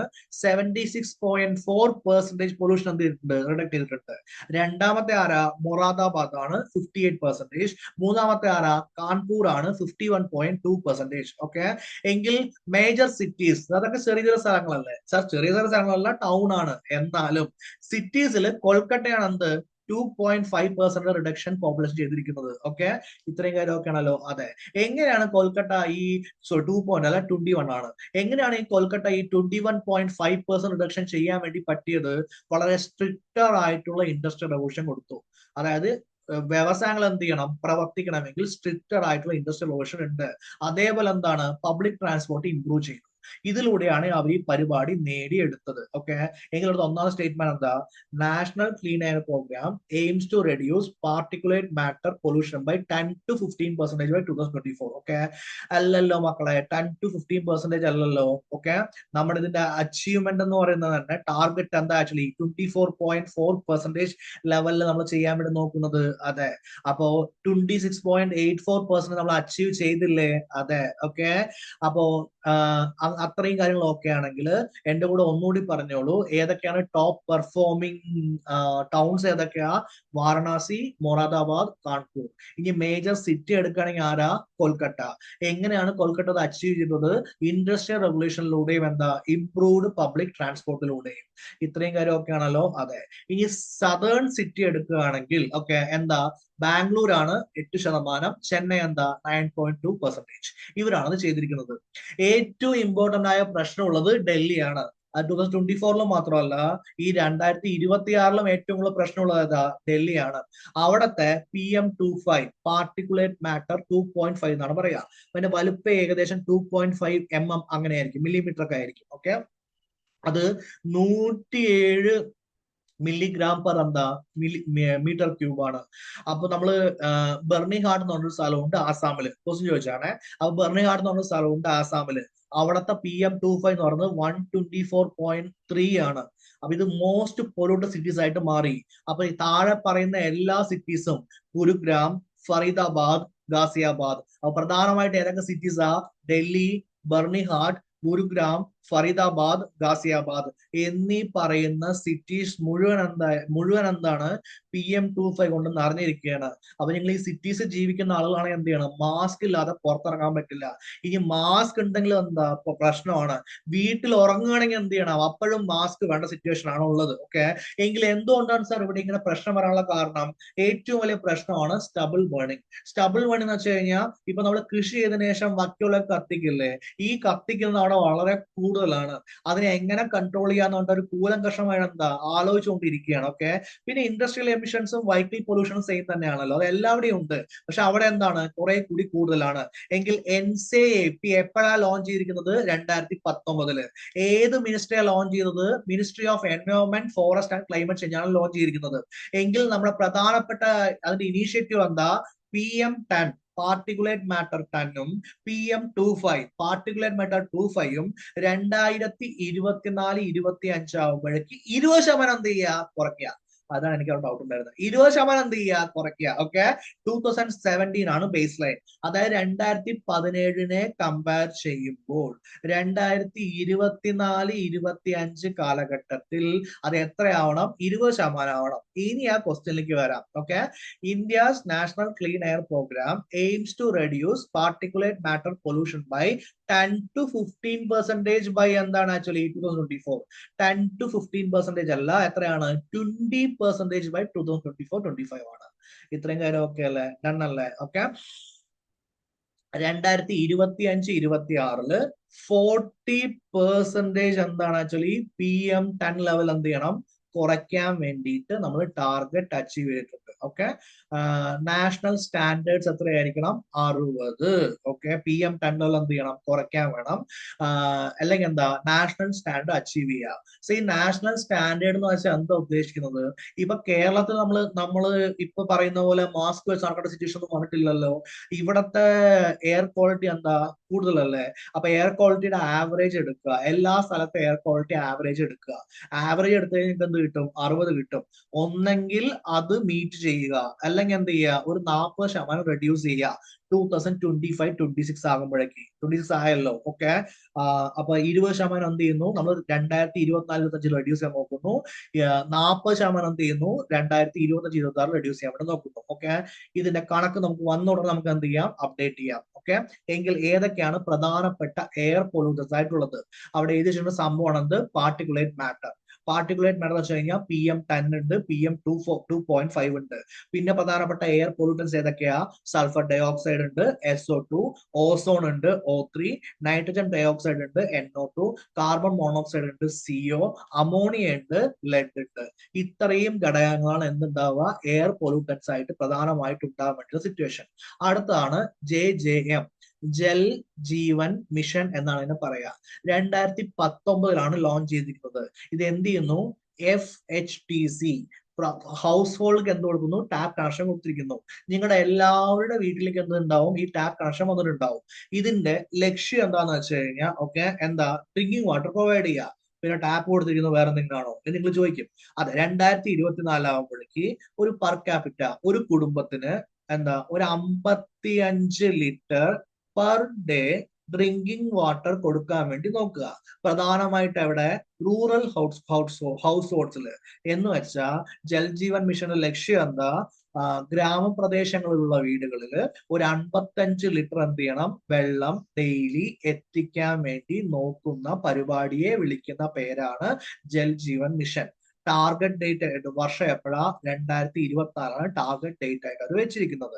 ഇത്രയും കാര്യമൊക്കെ അല്ലേ? അതെ. ഇത് എങ്ങനെയാ അവർ അച്ചീവ് ചെയ്യുക? വില്ലേജ് ലെവൽ പ്ലാനിങ്ങിലൂടെയും കമ്മ്യൂണിറ്റി പാർട്ടിസിപ്പേഷനിലൂടെയും. എന്ന് വെച്ചാൽ നമ്മുടെ ഗ്രാമസഭയിൽ പോകും, പ്ലാൻ ചെയ്യും, എവിടെയൊക്കെയാണ് ടാപ്പ് വേണ്ടെന്ന് നോക്കും, പഞ്ചായത്തിനെ കൊണ്ട് അതിൽ പറയും, അവിടെ ഇത് ചെയ്യാൻ വേണ്ടിയിട്ടുള്ള വളണ്ടിയേഴ്സിനെ എടുക്കും. ഇതാണ് പരിപാടിയായിട്ടുള്ളത്. ഓക്കെ, എങ്കിൽ ഇതിനു വേണ്ടിയിട്ട് ഒരു കമ്മിറ്റി നമ്മൾ ഉണ്ടാക്കണം. അതില് village water and sanitation committee അല്ലെങ്കിൽ എന്താ? പാനി സമിതി എന്നാണ് പറയുക. ഈ പാനി സമിതി അല്ലെങ്കിൽ വില്ലേജ് വാട്ടർ ആൻഡ് സാനിറ്റേഷൻ കമ്മിറ്റിയിൽ 50% എന്തായിരിക്കണം? സ്ത്രീകളായിരിക്കണം. ഓക്കെ ഓക്കെ, അപ്പൊ national rural drinking water program എന്നൊരു പ്രോഗ്രാം ഉണ്ടായിരുന്നു. ആ പ്രോഗ്രാമിനെ എന്തുമായി ചേർത്ത്? ജൽജീവൻ മിഷനുമായി ചേർത്തിട്ടുണ്ട്. ഓക്കെ, ഏത് മിനിസ്ട്രി ആണത് ചെയ്യുന്നത്? Department of drinking water and sanitation, ministry of Jal Shakti. Ministry of Jal Shakti എന്ന് പറഞ്ഞ ഒരു മിനിസ്ട്രി തന്നെ ഉണ്ട്, അവരാണ് ഈ പരിപാടി ചെയ്യുന്നത്. ഇതൊരു സെൻട്രലി സ്പോൺസേഡ് സ്കീമാണ്. സെൻട്രലി സ്പോൺസേഡ് സ്കീം എന്ന് വെച്ച് കഴിഞ്ഞാൽ കുറച്ച് പൈസ കേന്ദ്രം എടുക്കും, കുറച്ച് പൈസ എന്ത് ചെയ്യും? സംസ്ഥാനം എടുക്കും. അപ്പൊ സാധാരണ സ്റ്റേറ്റ് ആണ്. എന്താണ് സാറേ സാധാരണ സ്റ്റേറ്റ്? കേരളം പോലുള്ള സ്റ്റേറ്റ് ആണ്. 100 രൂപ ചെലവാകുന്നുണ്ടെങ്കിൽ 50 രൂപ കേന്ദ്രം എടുക്കും, 50 രൂപ എന്ത് ചെയ്യണം? സംസ്ഥാനം എടുക്കണം. സാർ, ഒരു കേന്ദ്ര പ്രദേശമാണ്, യൂണിയൻ ടെറിട്ടറിയാണ്, 100% ആരെടുക്കും? കേന്ദ്രം എടുക്കും. അല്ല, ഒരു ഹിമാലയൻ, ഉത്തരാഖണ്ഡ്, ഹിമാചൽ പ്രദേശ്, അല്ലെങ്കിൽ 7 സിസ്റ്റേഴ്സ് അറിയപ്പെടുന്ന നോർത്ത് ഈസ്റ്റേൺ സ്റ്റേറ്റ് ആണ്, ആസാം, മേഘാലയ, മിസോറാം, മണിപ്പൂർ, അങ്ങനെയുള്ള സ്റ്റേറ്റുകളാണ്. അവിടെ 100 രൂപ ഉണ്ടെങ്കിൽ 90 രൂപ ആരെടുക്കും? കേന്ദ്രം എടുക്കും. 10 രൂപ ആരെടുത്താൽ മതി? ആ സ്റ്റേറ്റ്സ് എടുത്താൽ മതി. ഇത്രയും കാര്യം ഓക്കെയാണോ? ഇങ്ങനെ അവർ എന്ത് ചെയ്തിട്ടുണ്ട്? ഡിവൈഡ് ചെയ്തിട്ടുണ്ട് എങ്ങനെയാണ് കോസ്റ്റ് എടുക്കുക എന്നുള്ളത്. എങ്കിൽ എന്തൊക്കെയാണ് ജൽജീവൻ മിഷന്റെ പ്രധാനപ്പെട്ട components? Component number 1, water quality എന്ത് ചെയ്യണം? എൻഷുർ ചെയ്യണം. കമ്പോണന്റ് നമ്പർ 2, സോഴ്സ് സസ്റ്റൈനബിൾ ആയിരിക്കണം. അതായത് ഒരു പ്രാവശ്യം ഉപയോഗിച്ച് കഴിഞ്ഞാൽ അപ്പൊ തന്നെ എന്ത് ചെയ്യാൻ പറ്റില്ല? പോകാൻ വേണ്ടി പറ്റില്ല. ഓക്കെ, ഗ്രേ വാട്ടർ മാനേജ്മെന്റ്, അതായത് നമ്മുടെ എന്താ പറയാ, വിഷജലമല്ല, വേസ്റ്റ് വാട്ടർ ഉണ്ടാവുമല്ലോ, അതിനെന്ത് ചെയ്യണം? മാനേജ് ചെയ്യണം. ഇതിനു വേണ്ടിയിട്ട് ആളുകൾക്കിടയിൽ സ്കിൽ ഡെവലപ്മെന്റും എംപ്ലോയ്മെന്റ് ജനറേഷനും കൊടുക്കണം. എംപ്ലോയ്മെന്റ് ജനറേഷൻ എങ്ങനെ ഉണ്ടാവുക? ആ പൈപ്പ് വെക്കുന്നു, കൺസ്ട്രക്ട് ചെയ്യുന്നു, അതിനുവേണ്ടി റോഡ് വെട്ടുന്നു, അവിടെയൊക്കെ എംപ്ലോയ്മെന്റ് ജനറേഷൻ ഉണ്ടാവില്ലേ? ബോട്ടം അപ്പ് പ്ലാനിങ് ആണ്. ബോട്ടം അപ്പ് പ്ലാൻ എന്ന് വെച്ച് കഴിഞ്ഞാൽ ആദ്യം താഴന്ന് പാനി സമിതി എന്ത് ചെയ്യും? കാര്യങ്ങൾ തീരുമാനിക്കും. അതാണ് മുകളിലേക്ക് എന്ത് ചെയ്യുക? എത്തുക. വുമൺ എംപവർമെന്റ്, ആ പാനി സമിതിയിൽ 50% ആരായിരിക്കണം? വുമൺ ആയിരിക്കട്ടെ. ഫോക്കസ് ഓൺ ഫ്യൂച്ചർ ജനറേഷൻ, ഈ വെള്ളം നമുക്ക് ഇപ്പൊ മാത്രം കിട്ടിയാൽ പോരല്ലോ, വരാൻ പോകുന്ന ജനറേഷനും കിട്ടണ്ടേ. ടാപ്പ് വാട്ടർ സപ്ലൈ 2024 ആകുമ്പോഴേക്ക് 19.2 കോടി ആളുകൾക്ക് എന്ത് ചെയ്യണം? റൂറൽ ഹൗസ് ഹോൾഡ്സ് ആണ്, അതായത് എന്താ, ഗ്രാമപ്രദേശങ്ങളിലെ ആളുകൾക്ക് നമുക്ക് എന്ത് ചെയ്യണം? ഈ വെള്ളം എത്തിക്കാനുള്ള ഒരു സംവിധാനം നമ്മൾ ക്രിയേറ്റ് ചെയ്യണം. ഓക്കെ, എന്തൊക്കെയാണ് നമ്മൾ അച്ചീവ് ചെയ്തിരിക്കുന്നതെന്ന് നമ്മൾ നോക്കാൻ വേണ്ടി പോകുന്നത്. ഓക്കെ, 12 കോടി ഫാമിലീസ് നമുക്ക് എന്ത് ചെയ്യാൻ വേണ്ടിയിട്ടുണ്ട്? ഡ്രിങ്കിങ് വാട്ടർ പ്രൊവൈഡ് ചെയ്യാൻ വേണ്ടി പറ്റിയിട്ടുണ്ട് 2019 ആകുമ്പോഴേക്ക്. ഇത് എക്കണോമിക് സർവേ 2024-25 എന്താ പറയുക ഡാറ്റയാണ്. നേരത്തെ അത് 3.2 കോടിയായിരുന്നു, അതിൽ നിന്ന് 12 കോടി ആക്കാൻ വേണ്ടി പറ്റിയിട്ടുണ്ട്. 100% കവറേജ്, അതായത് എല്ലാ സ്ഥലത്തും ഇത് പ്രകാരം വെള്ളം എത്തിക്കാൻ പറ്റിയിട്ടുള്ള സംസ്ഥാനങ്ങൾ ഏതൊക്കെയാ? 1, അരുണാചൽ പ്രദേശ്, ഗോവ, ഹരിയാന, ഹിമാചൽ പ്രദേശ്, ഗുജറാത്ത്, പഞ്ചാബ്, തെലങ്കാന ആൻഡ് മിസോറാം. ഈ സംസ്ഥാനങ്ങളിലെല്ലാം 100% കവറേജ് എത്തിക്കാൻ വേണ്ടി നമുക്ക് പറ്റിയിട്ടുണ്ട്. യൂണിയൻ ടെറിട്ടറീസ് ആണെങ്കിലോ, Andaman and Nicobar islands, Dadar and Nagar Haveli, Daman and Diu, Puducherry, ഇവർക്ക് എന്ത് ചെയ്യാൻ പറ്റിയിട്ടുണ്ട്? 100% കാലത്ത് ചെയ്യാൻ വേണ്ടി പറ്റിയിട്ടുണ്ട്. ഓക്കെ, അപ്പൊ ജൽജീവൻ മിഷൻ കഴിഞ്ഞ സാറേ? ഇല്ല, 2028 വരെ എന്ത് ചെയ്തിട്ടുണ്ട്? എക്സ്റ്റെൻഡ് ചെയ്തിട്ടുണ്ട്. അപ്പൊ 2024 ടാർഗറ്റ് ഡേറ്റ്, ഇപ്പൊ എന്തായി? 2028 ആയി. യൂണിയൻ ബഡ്ജറ്റ് 2025-26 നമുക്ക് എന്ത് പറഞ്ഞിട്ടുണ്ട്? ആക്ച്വലി ഈ 2028 വരെയുള്ള ഈ ജൽജീവൻ മിഷൻ ചെയ്യാൻ വേണ്ടി പൈസ എന്ത് ചെയ്തിട്ടുണ്ട്? നമ്മളെ വെച്ചിട്ടുണ്ട്. ഇപ്പൊ ജൽജീവൻ മിഷൻ എന്തായി? 2028 വരെ നടന്നിട്ടുണ്ട്. നെക്സ്റ്റ് പരിപാടിയുടെ പേരാണ് NEMMP, national electric mobility mission plan. National electric mobility mission പ്ലാനിലേക്ക് വരുന്നതിന് നമുക്ക് ക്വസ്റ്റ്യൻ എന്ത് ചെയ്യാം? നോക്കാം. ക്വസ്റ്റ്യൻ ഇവിടെ. ഓക്കെ, അപ്പോ Jal Jeevan mission focus on providing safe and adequate drinking water through individual household tap connection by 2024 അല്ലേ? അത് കറക്റ്റ് ആണ്. അത് ഇപ്പൊ എത്ര ആക്കിയിട്ടുണ്ട്? 2028 വരെ ആക്കിയിട്ടുണ്ട്. ഏത് ബജറ്റിലാണ് ഇതിനുള്ള പ്ലാൻ ഫണ്ട് അലോക്കേറ്റ് ചെയ്തത്? 2025-26 ബജറ്റിലാണ് പ്ലാൻ ഫണ്ട് അലോക്കേറ്റ് ചെയ്തിരിക്കുന്നത്. അപ്പൊ 1 റെഡിയായി, 2 റെഡിയായി. അതായത് 1 ഡിസ്കസ് ചെയ്തു, 2 ഡിസ്കസ് ചെയ്തു. ഇനി നമുക്ക് ഡിസ്കസ് ചെയ്യേണ്ട ടോപ്പിക്സ് എന്ന് പറയുന്നത് 3ഉം 4ഉം ആണ്. അതിനുവേണ്ടി നമ്മൾ പോകുന്ന പരിപാടിയുടെ പേരാണ് NEMMP, അതായത് നാഷണൽ ഇലക്ട്രിക് മൊബിലിറ്റി മിഷൻ പ്ലാനിനെ കുറിച്ചാണ് നമ്മൾ എന്ത് ചെയ്യാൻ പോകുന്നത്? പഠിക്കാൻ വേണ്ടി പോണത്. ഇത്രയും കാര്യം ഓക്കെ അല്ലേ? രണ്ടാണല്ലോ. എങ്കിൽ നമുക്ക് നാഷണൽ ഇലക്ട്രിക് മൊബിലിറ്റി മിഷൻ പ്ലാനെ കുറിച്ച് എന്ത് ചെയ്യാം? പഠിക്കാം. ഓക്കെ, ഒരു 6-7 മില്യൺ. ഓക്കെ, 1 മില്യൺ എന്ന് വെച്ചാൽ 10 ലക്ഷം. അപ്പൊ ഏകദേശം 70 ലക്ഷത്തോളം നമുക്ക് എന്ത് ചെയ്യണം? ഇലക്ട്രിക് അല്ലെങ്കിൽ ഹൈബ്രിഡ് വെഹിക്കിൾ എന്ത് ചെയ്യുക? കൊടുക്കുക. എപ്പോ? 2020 ആകുമ്പോഴേക്ക്. സാർ, 2020 കഴിഞ്ഞിട്ട് 2026 ആയി. ഇപ്പോൾ ഈ കഥ സാർ പറഞ്ഞുകൊണ്ടിരിക്കുന്നത് അല്ല മക്കളെ, ഇതിൽ മാറ്റം വരുത്തിയിട്ടുണ്ട്. ജൽജീവൻ മിഷൻ എക്സ്റ്റെൻഡ് ചെയ്തില്ലേ? അതുപോലെ എന്ത് ചെയ്തിട്ടുണ്ട്? മാറ്റം വരുത്തിയിട്ടുണ്ട്. എങ്കിൽ ആദ്യം നമ്മൾ നോക്കേണ്ട പരിപാടിയുടെ പേരാണ് NEMMP. എന്താണ് NEMMP എന്ന് വെച്ച് കഴിഞ്ഞാൽ, ഒരു 60-70 ലക്ഷം വെഹിക്കിൾ എന്ത് ചെയ്യുക? നമ്മുടെ നാട്ടിൽ നമ്മൾ ഇറക്കണം. ഇപ്പൊ നമ്മുടെ നാട്ടിൽ ഒരുപാട് ഇലക്ട്രിസിറ്റി വെഹിക്കിൾ ഇല്ലേ, ഒരുപാട് സ്ഥലങ്ങളില്ലേ, അവിടെയൊക്കെ ചെയ്യുന്നില്ലേ? അങ്ങനെ എന്ത് ചെയ്യണം. ഓക്കെ, എങ്കിൽ അതിന് വേണ്ടിയിട്ട് നമ്മൾ ഉണ്ടാക്കിയ പരിപാടിയുടെ പേരാണ് ഫെയിം ഇന്ത്യ. ഫെയിം എന്ന് വെച്ചാൽ എന്താ? Faster adoption and manufacturing of hybrid electric vehicles ആണ് എന്നെ പറയാം. അപ്പൊ ഫെയിം ഇന്ത്യ പ്രകാരം നമ്മൾ എന്ത് ക്രിയേറ്റ് ചെയ്തിട്ടുണ്ട്? Electric and hybrid vehicle technology ഇന്ത്യയിൽ നമ്മൾ പ്രോത്സാഹിപ്പിക്കുന്നു. ഓക്കെ, അപ്പൊ ഫെയിം ഇന്ത്യയുടെ വിവിധ സെക്ഷൻസ് ഉണ്ട്, വിവിധ പാർട്ട് ഉണ്ട്. ഫെയിം ഇന്ത്യ 1 1 ഏപ്രിൽ 2015 എന്ത് ചെയ്തു? ലോഞ്ച് ചെയ്തു. മൊത്തം അതിന്റെ ഫണ്ട് എത്രയായിരുന്നു? 895 കോടിയായിരുന്നു ഫെയിം ഇന്ത്യയുടെ ഫണ്ട് ഉണ്ടായിരുന്നത്. ഓക്കെ, അതിനുശേഷം ഫെയിം ഇന്ത്യക്ക് ഫേസ് 2 വന്നു. ഫേസ് 2 നമ്മൾ എന്ത് പറഞ്ഞു വെച്ച് കഴിഞ്ഞാൽ എന്താണ് ആക്ച്വലി ഇലക്ട്രിക് മൊബിലിറ്റി എന്ത് ചെയ്യണം? കുറെ കൂടി ബെറ്റർ ആയിട്ട് ചെയ്യാൻ വേണ്ടിയിട്ട് ഫെയിം ഇന്ത്യയുടെ ഫേസ് 2 വന്നു. ഒരു 10,000 കോടി രൂപയാണ് എന്തുണ്ടായിരുന്നത്? ആ സമയത്ത് നമ്മൾ കൊടുത്തിട്ടുണ്ടായിരുന്നത്. 3 വർഷത്തേക്ക് നമ്മൾ എന്ത് ചെയ്തു? ആ പരിപാടി നടത്താൻ വേണ്ടി തീരുമാനിച്ചു. 1 ഏപ്രിൽ 2019 തൊട്ടിട്ട് 1 ഏപ്രിൽ 2019 തൊട്ട് 3 വർഷം പറഞ്ഞേ. അപ്പൊ എത്രയായി ആക്ച്വലി? 2020, 2019, 2020, 2021, അല്ലെങ്കിൽ 2020, 2021, 2022. എങ്ങനെയാണെങ്കിലും ഫെയിം ഇന്ത്യ അപ്പൊ എന്തായി? തീരണം. ഓക്കെ, ഫെയിം ഇന്ത്യ ഫേസ് 2 നമ്മൾ എക്സ്റ്റെൻഡ് ചെയ്തിട്ട് 2 വർഷം കൂടി എന്ത് ചെയ്തു? എക്സ്റ്റെൻഡ് ചെയ്തു. എപ്പോ വരെ ആക്കി? 31 മാർച്ച് 2022 വരെ നമ്മൾ എന്തിട്ടുണ്ട്? എക്സ്റ്റെൻഡ് ചെയ്തു. അപ്പൊ ഫെയിം ഇന്ത്യ 1 ആയി, ഫെയിം ഇന്ത്യ 2 ആയി. Fame India 1 എപ്പോഴായിരുന്നു? 1 April 2015. Okay, initial outlay, അതായത് ടോട്ടൽ ഔട്ട്ലേ, ടോട്ടൽ പൈസ എത്രയായിരുന്നു? 895 കോടി രൂപ. ഫെയിം ഇന്ത്യ 2 നമ്മൾ എന്ത് ചെയ്തു? 10,000 കോടി രൂപയ്ക്ക് കൂട്ടി. എത്ര വർഷം? 3 വർഷം. എപ്പോ സ്റ്റാർട്ട് ചെയ്തു? 1 ഏപ്രിൽ 2019 സ്റ്റാർട്ട് ചെയ്തു. അത് എക്സ്റ്റെൻഡ് 2 വർഷത്തേക്ക് എക്സ്റ്റെൻഡ് ചെയ്തു. എപ്പോ? ഈ 31 മാർച്ച് 2022 ശേഷം. അങ്ങനെ ഫെയിം 2 സക്സസ് എന്ന് പറഞ്ഞൊരു പരിപാടി ഇറക്കി 2024. ഫെയിം 2 ഫെയിം ഇന്ത്യ 2 കൺക്ലൂഡ് ചെയ്ത സമയത്ത് EMPS, electric mobility promotional scheme എന്നുകൊണ്ട് എന്ത് ചെയ്തു? ഒരു സ്കീം നമ്മൾ കൊണ്ടുവന്നു. എല്ലാ ഇലക്ട്രിക് വെഹിക്കിൾ കൊണ്ടുവരാൻ തന്നെ അതിന് പേരെന്ത് ചെയ്യാണ്? മാറ്റിക്കൊണ്ടേ ഇരിക്കുകയാണ്.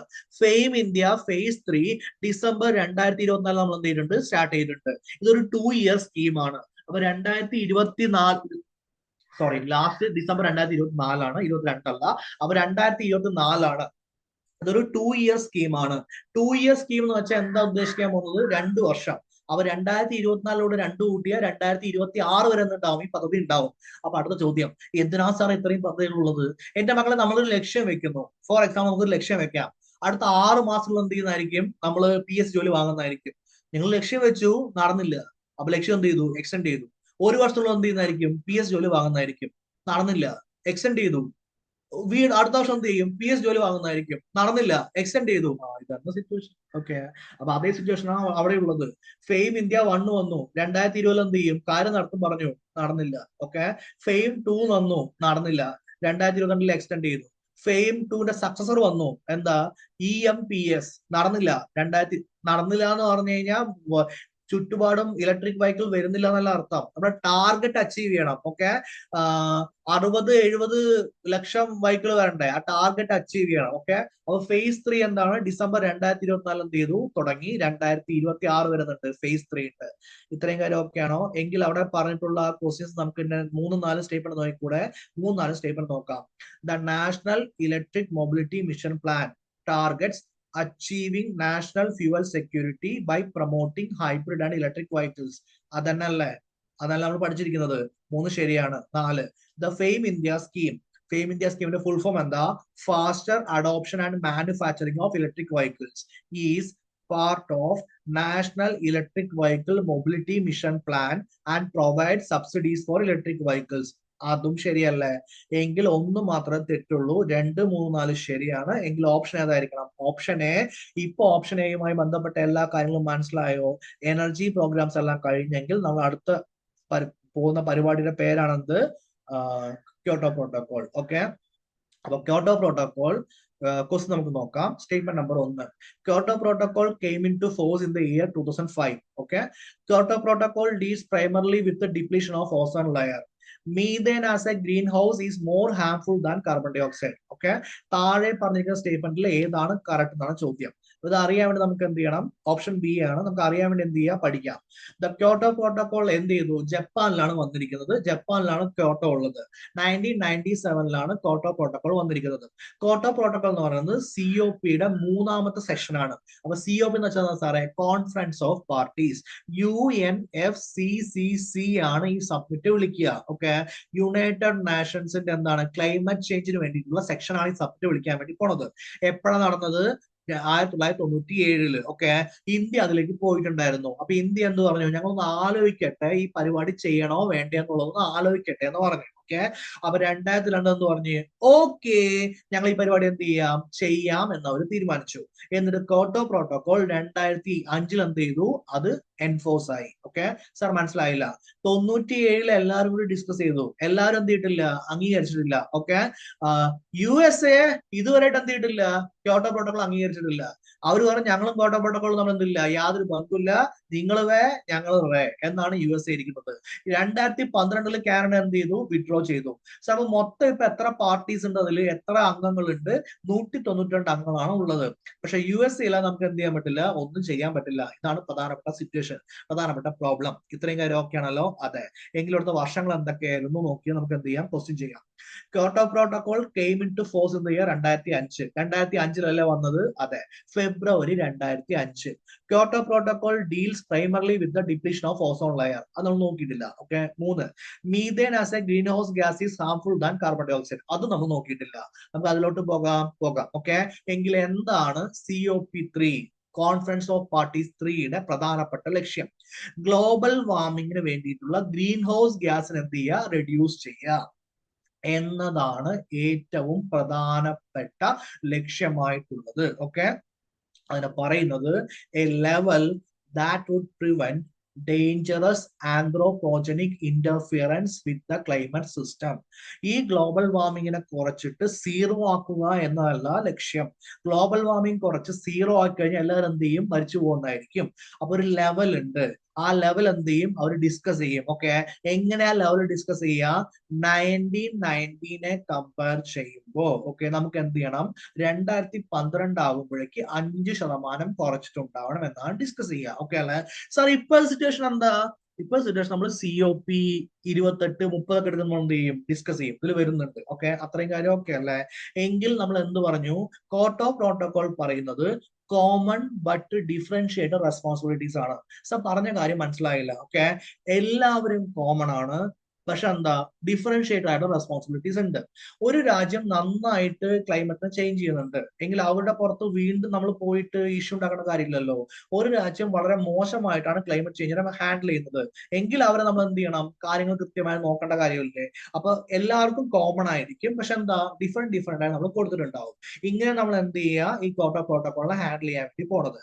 ഇത്രയും കാര്യം ഓക്കെ അല്ലേ? അപ്പൊ ക്യോട്ടോ പ്രോട്ടോകോൾ എന്ന് പറയുന്നത് only global treaty with binding limits of GHG emissions. അതായത് ഗ്രീൻ ഹൗസ് ഗ്യാസിന്റെ, ഹരിതഗൃഹ വാതകത്തിന്റെ എത്ര എമിറ്റ് ചെയ്യണം പെർസെന്റേജ് പറഞ്ഞിട്ട് ഇത്രത്തോളം നിങ്ങൾ ചെയ്തോ ചെയ്തില്ലയോ എന്ന് പറയാൻ വേണ്ടിയിട്ട് കണ്ടിന്യൂസ് ആയി നോക്കിക്കൊണ്ടിരിക്കുന്ന ഒരേ ഒരു ഗ്ലോബൽ ട്രീറ്റിയേ ഉള്ളൂ.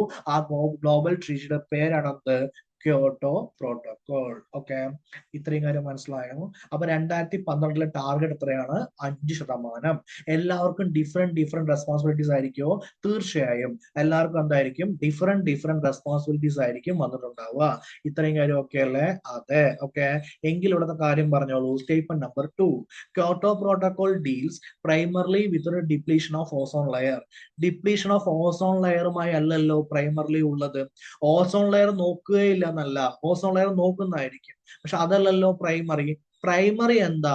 ഗ്രീൻ ഹൗസ് ഗ്യാസിന്റെ ലെവൽ കുറയ്ക്കുക. ലെവൽ അവർ പറയുന്നതായിരിക്കോ? കൃത്യമായിട്ട് ലെവൽ പറയുന്നതായിരിക്കും. ആ ലെവൽ എന്ത് ചെയ്യുക? കുറയ്ക്കുക. അപ്പൊ 1 ഓക്കെയാണ്, 2 ഓക്കെയാണ്, 3 നമുക്ക് എന്ത് ചെയ്താൽ മതി? നോക്കിയാൽ മതി. അവർ 2 തെറ്റാണ് എന്ന് വെച്ചാൽ 1 ശരിയാണ്. 3 കൂടി ശരിയായ നമ്മുടെ ഓപ്ഷൻ എന്താ? ഓപ്ഷൻ ബി നമുക്ക് കിട്ടുന്നതായിരിക്കും. എങ്കിൽ 3ലേക്ക് നമുക്ക് പോകാം. ഓക്കെ, ഇതാണ് GWP. GWP വെച്ച് കഴിഞ്ഞാൽ ഗ്ലോബൽ വാർമിംഗ് പൊട്ടൻഷ്യൽ. ഏറ്റവും ഗ്ലോബൽ വാർമിംഗ് പൊട്ടൻഷ്യൽ കുറവുള്ള എന്താ? നമ്മുടെ എന്താ പറയാ? ഗ്രീൻ ഹൗസ് ഗ്യാസിന്റെ പേരാണ് കാർബൺ ഡൈ ഓക്സൈഡ്. എന്താണ് സാർ ഈ ഗ്ലോബൽ വാർമിംഗ് പൊട്ടൻഷ്യൽ എന്ന് വെച്ച് കഴിഞ്ഞാൽ 100 വർഷം കൊണ്ട് ഓക്കെ എത്ര ഹാം ഉണ്ടാക്കാൻ പറ്റും? കാർബൺ ഡൈ ഓക്സൈഡിനെ കമ്പയർ ചെയ്യുമ്പോൾ എത്ര ഹാം ഉണ്ടാക്കാൻ പറ്റും എന്നാണ് ചോദ്യം. സർ മനസ്സിലായില്ല. കാർബൺ ഡൈ ഓക്സൈഡിന്റെ ലൈഫ് ടൈം 100 വർഷമാണ്. അതായത് കാർബൺ ഡൈ ഓക്സൈഡ് ഉണ്ടായിട്ട് അത് നശിച്ചു പോകാൻ, മരിക്കാൻ എന്ത് ചെയ്യും? 100 വർഷം എടുക്കും. അത് നമ്മൾ ബേസ് ആയി എടുക്കുകയാണെങ്കിൽ, അതിന് നമ്മൾ 1 കൊടുക്കുകയാണെങ്കിൽ, അപ്പൊ ഏറ്റവും കുറവ് ഗ്ലോബൽ വാർമിംഗ് പൊട്ടൻഷ്യൽ എന്ന് വെച്ചാൽ ഗ്ലോബൽ വാർമിംഗ് ചെയ്ത് പ്രകൃതിയെ നശിപ്പിക്കാൻ കഴിവുള്ളതിൽ ഏറ്റവും കുറവ് കാർബൺ ഡൈ ഓക്സൈഡ് ആണെങ്കിൽ ബാക്കിയുള്ളവ അതിന്റെ എത്ര മടങ്ങായിരിക്കും എന്നാണ് ചോദ്യം. എന്ന് വെച്ചാൽ മീഥേൻ 27 തന്നിട്ടുണ്ട്. 27ന്റെ അർത്ഥം എന്താ? കാർബൺ ഡൈ ഓക്സൈഡിനെക്കാളും 27 മടങ്ങ് സ്ട്രോങ് ആണ് മീഥേൻ. കാർബൺ ഡൈ ഓക്സൈഡിനെക്കാളും 273 മടങ്ങ് സ്ട്രോങ് ആണ് എന്ത്? Nitrous oxide. കാർബൺ ഡൈ ഓക്സൈഡിനെക്കാളും 1530 തൊട്ട് 14,600 വരെ സ്ട്രോങ് ആണ് HFC. കാർബൺ ഡൈ ഓക്സൈഡിനെക്കാളും എന്താണ് ആക്ച്വലി 7,308 സ്ട്രോങ് ആണ് എന്ത്? PFC. മീഥേന്റെ ലൈഫ് ടൈം എത്രയാ? 12 വർഷമേ ഉള്ളൂ. പക്ഷെ 12 വർഷം കൊണ്ട് കാർബൺ ഡൈ ഓക്സൈഡ് 100 വർഷം ഉണ്ടാക്കുന്നതിന്റെ 27 മടങ്ങ് പ്രശ്നം ആരുണ്ടാക്കും? മീഥേൻ ഉണ്ടാക്കും. 109 വർഷം കൊണ്ട് കാർബൺ ഡൈ ഓക്സൈഡ് ഉണ്ടാക്കുന്നതിന്റെ 273 മടങ്ങ് പ്രശ്നം ആരുണ്ടാക്കും? നൈട്രസ് ഓക്സൈഡ് ഉണ്ടാക്കും. ഓക്കെ. 3200 വർഷം കൊണ്ട് കാർബൺ ഡൈ ഓക്സൈഡ് 100 വർഷം ഉണ്ടാക്കുന്നതിന്റെ 25,200 മടങ്ങ് പ്രശ്നം ആരുണ്ടാക്കും? സൾഫർ ഹെക്സാഫ്ലൂറൈഡ് ഉണ്ടാക്കും. SF6 ഉണ്ടാക്കുന്നതായിരിക്കും. ഈ കാര്യം ഓക്കെ അല്ലേ? എങ്കിൽ ഇവിടുത്തെ സ്റ്റേറ്റ്മെന്റ് നോക്കിയേ. Methane as a green house is more harmful than carbon dioxide. തീർച്ചയായിട്ടും കാർബൺ ഡൈ ഓക്സൈഡ് അല്ലേ ബേസ്. അതുകൊണ്ടാണ് 1, 3 എന്തായത്? ശരിയായത്. ഇത്രയും കാര്യം ഓക്കെ ആണോ? ഡൺ ആണോ? എങ്കിൽ ഒരു ക്വസ്റ്റ്യൻ ചെയ്താലോ. Consider the following statement regarding Kyoto protocol. The Kyoto protocol is a international treaty that commits its parties to reduce green house gas emissions. അല്ലേ? അതായത് ഗ്രീൻ ഹൗസ് ഗ്യാസ് എമിഷൻസ് എത്രയുണ്ട് നമ്മൾ നോക്കേണ്ടത്, എത്ര കുറയ്ക്കാൻ വേണ്ടി നമ്മൾ എന്ത് ചെയ്യും? ട്രൈ ചെയ്യും. കൃത്യമായ ടാർഗറ്റ് എന്ത് ചെയ്യുന്നുണ്ടാവും? കൊടുത്തിട്ടുണ്ടാവും. ടാർഗറ്റ് 2012 എത്രയായിരുന്നു? 5%. Okay. 2. It was adopted in 1997 and entered in to force in 2005. 97 വന്നു, 2005 എന്ത് ചെയ്തു? എൻഫോഴ്സ് ആയി. ശരിയാണ്. The United States ratified the Kyoto protocol and played a reading role in its implementation. അല്ല മക്കളെ, യുണൈറ്റഡ് സ്റ്റേറ്റ്സ് എന്ത് ചെയ്തിട്ടില്ല? റാറ്റിഫൈ ഇതുവരെ ചെയ്തിട്ടേ ഇല്ല. അപ്പൊ 3 എന്താണ്? ആക്ച്വലി തെറ്റാണ്. 1ഉം 2ഉം ശരിയാണ്. അങ്ങനെയെങ്കിൽ ഓപ്ഷൻ എ എന്ത് ചെയ്യണം? ടിക്ക് ചെയ്യും. നമുക്ക് എന്ത് കിട്ടുന്നതായിരിക്കും? ആൻസർ കിട്ടുന്നതായിരിക്കും. അടുത്ത question. Consider the following statement. Kyoto protocol came in to force in the year 2005. Correct അല്ലേ? 2. Kyoto protocol primarily reducing overall green house gas emissions. എത്ര ഗ്രീൻ ഹൗസ് ഗ്യാസ് എമിഷൻ കുറയ്ക്കാന്നുള്ളതാണ് ഡീൽ ചെയ്യുന്നത്. കറക്റ്റ് അല്ലേ? 3. Carbon dioxide is 5 times more effective as a greenhouse gas than methane. എന്റെ മക്കളെ, carbon dye oxide മീഥേനേക്കാളും 5 മടങ്ങ് effective ആണെന്ന് പറഞ്ഞാൽ ഈ പരിപാടി എങ്ങനെ, ഈ ടേബിൾ എങ്ങനെ ശരിയാവുക? കാർബൺ ഡൈ ഓക്സൈഡ് എന്താ? ബേസ് ആണ്. മീഥേനേക്കാളും 5 മടങ്ങ് ഇഫക്റ്റീവ് അല്ല. മീഥേൻ എന്ന് പറയുന്നത് കാർബൺ ഡൈ ഓക്സൈഡിനേക്കാൾ എന്താ? 27 മടങ്ങ് ഇഫക്റ്റീവ് ആണ്. അങ്ങനെയല്ലേ വരിക? ഓക്കെ. എങ്കിൽ അവിടെ പറഞ്ഞിരിക്കുന്നതിൽ 3ാമത്തെ തെറ്റാണ്. എങ്കിൽ ഓപ്ഷൻ എ എന്താ? 1, 2 ടിക്ക് നമ്മൾ എന്ത് ചെയ്യുന്നു? കാര്യങ്ങൾ ചെയ്യുന്നു. Okay. Consider the following statement. Clean development mechanism in respect of carbon credits is one of the Kyoto Protocol mechanisms. 2. Under the CDM, the projects handle pertain only to Annex 1 countries. എങ്കിൽ എന്താണ് Annex 1 countries എന്ന് അറിയണം, എന്താണ് CDM എന്ന് അറിയണം. അതിനുവേണ്ടി നമ്മൾ discuss ചെയ്യാൻ പോകുന്ന ഭാഗം എന്ന് പറയുന്നത് ഇവിടെ ഒരു ഭാഗമുണ്ട്. ഇവിടെ നമ്മളൊരു കാര്യം കണ്ടിട്ടുണ്ടായിരുന്നു. എന്താ?